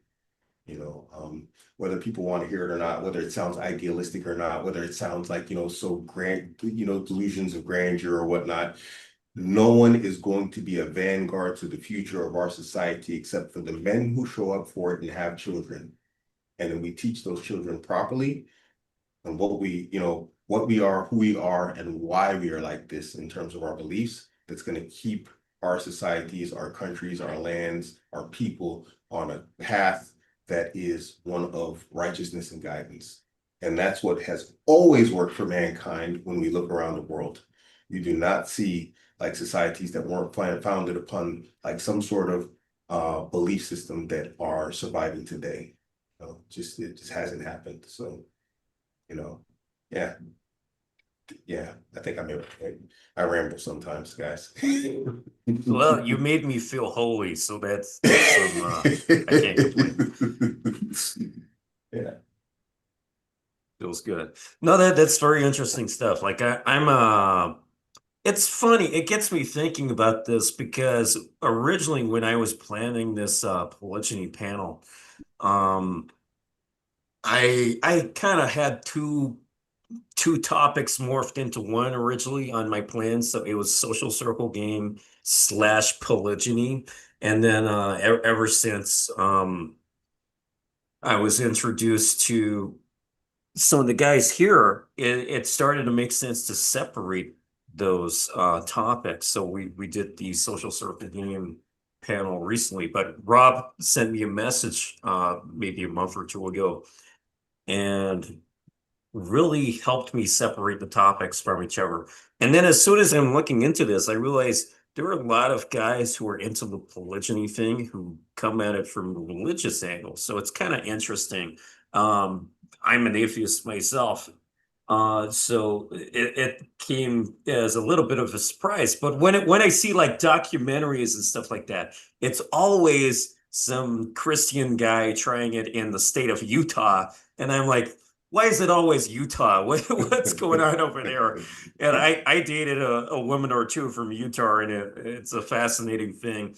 Why do you think there's a bit of a religious bias on this topic? I'm trying to figure that part out because that's potentially interesting. Well, Especially, the Utah deal is because predominantly you're dealing with a majority of the LDS community, the Mormon church out there, who their early foundation, was pro polygyny, and unfortunately, they also the ones who gave it a very bad name because you had a lot of the child brides and things like that. I mean, it just went off to a whole different cultish type of scenario within the Christian faith. This is a relatively new, again, concept for Christians who are really deep diving God's word. And right now, as it stands, majority of the Christian denominations are going to reject polygyny as a God ordained practice. They are not. Most of them are not okay with it, which is why you find a lot of us men who are Christians outside of the secular churches, because we finally got tired of hearing it from the man on the pulpit who is not preaching what God's word actually says, but rather man tradition and Roman Greco ideology. So we're getting that word out there more and more.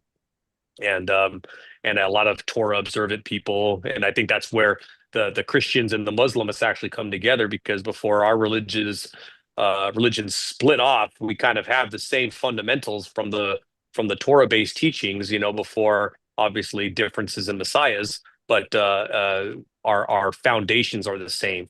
And so therefore, I think a lot of us can draw that comparison and know what is good for families and what is overall what is going to be in fact ordained by what God's word says. And I think that more and more religious people who start studying for themselves, like Rob said earlier, don't take any of our words for it. Go in there and see it for yourself, because I was once that Christian guy who was, oh no, anything more than one wife is, just downright wrong, and started debating the topic from the opposition, and then realized, wait a minute here, I'm losing this. I'm losing this because the more I'm studying for myself, it's not in fact the case at all. So if I'm truly a truth seeker, then I need to go ahead and realize, hey, I was incorrect on this. And just because I was taught this doesn't mean that this is what makes it true. So I think that's why you're starting to see more and more of the religious establishment coming out as far as Christianity goes. And I think as we continue our mission, you'll see it coming out more and more. So, and with your help, being even as an atheist, you're helping us get that mission done. So, blessings to you. I guess the way I understand it is, ever since I first came to Peru, because Peru is a Catholic country, and here I am in Peru for a time living here. Um, I realized more and more over time there's an emphasis on family in Peru, and then it made more sense that it's like that because of the associations to religion. So maybe part of this polygyny appeal to, or some aspect of it having an appeal, religious appeal, is the aspect of family. And maybe that goes hand in hand with religion because, especially in the sense of Islam being the fastest growing religion in recent years. If you want to grow a religion, have more kids. So it makes sense, I guess. It's But be fruitful and multiply. It's like right in the first book. Yeah. Be fruitful and multiply. First commandment ever given to man. I think religion I think it's a big topic with religion, because religion serves as an anchor for morals, ethics, virtues, and values, in the sense that when we see like the ethics, the virtues, the values of society ever changing and modernizing, religion stands as like as an anchor in terms of like, expectations over time. So people like to say Islam is an archaic religion from 1400 years ago. They're barbarians or whatever else. But nonetheless, like you said, it's the fastest growing religion in the world to this day. It serves as an anchor to what people generally are, which is conservative. Christianity has this also. We will most likely disagree if I bring some of my ideas into this, but Christianity serves as it also. It has an anchor of beliefs and ideas, fundamental ethics, virtues, values, and so on, that are unchanged over time. And so this is one of them, that now we don't have to look at things. It's nice and it serves our purposes to see the anthropological perspective that men love multiple women. We just like it. We like having multiple partners, it's in our biology, whatever else. But this was discussed long before these were things that were researched by men in terms of, scientifics. This is divine. We were created like this. The creator left this rule, and it's been like that, these rules and these guidelines to having multiple partners, And so I think that's part of it, that this is just like, we can look at this and say, hey, you know what? Okay, yeah, sure. It's nice that you got like anthropological explanations for why I want to just smash multiple women, if you want to boil it down to that. But here we are with divine guidance telling us this long before you were born, let alone came to the concepts and the ideas that you had or were written in books just 10, 15 years ago. You know what I mean? So I think this is why it's always going to be a thing amongst the religious. And this is why, one of the reasons, not all of them, but one of the reasons why you see the expansion of, religious polygyny in this current time, because it just makes sense. Also, whether you're an atheist or not, whether you believe or not, I think it makes sense. It's like, okay, here's this doctrine that's been around for generations upon generations, telling us, hey, this is how you work this thing out. And now we have this current generation that's more permissive sexually and open to multiple partners than ever. Why wouldn't I follow the religious idea? It gives us a guideline, rules that won't make me feel bad as a woman. This is why you find a lot of women converting to Islam, because they've already been the side chick for decades now. She's 30 years old. She's been a side chick since she was 18. Why it makes sense to become a Muslim and marry a man that already has a wife. It's like, well, at least this guy's gonna treat me right. He's not gonna, like, kick me to the curb and throw me in the trash. He might, we got bad guys that are Muslims too, but in general, it provides that foundation of a good way of doing what we're doing very poorly right now. Yeah, and we feel that God is his design is perfect, and so, like Greg said, the anthropological evidence can't not conflict with what God's design is. His design is perfect. So if in itself right now, it's like, why can men have multiple pregnancies at the time when women can only bear one child, or unless she's having twins or triplets, whatever, in 9 months? If that were the case, he would have designed man to be able to, well, you can only procreate once every 9 months, every period that it might be. But no, it's not how we're created. We're created to be able to have multiple children in that time frame when women can only do one. I mean, that's not by coincidence. That's by God's design, and the anthropological, science and evidence proves that. So again, I always try to do my best to weigh out both the scientific and the religious point of it. And if it's not making sense, then that means that there's a piece of the puzzle missing, or we don't have it correct. But when you do have it all fits perfectly. So good point. Alrighty, beautiful. Let's drop it there.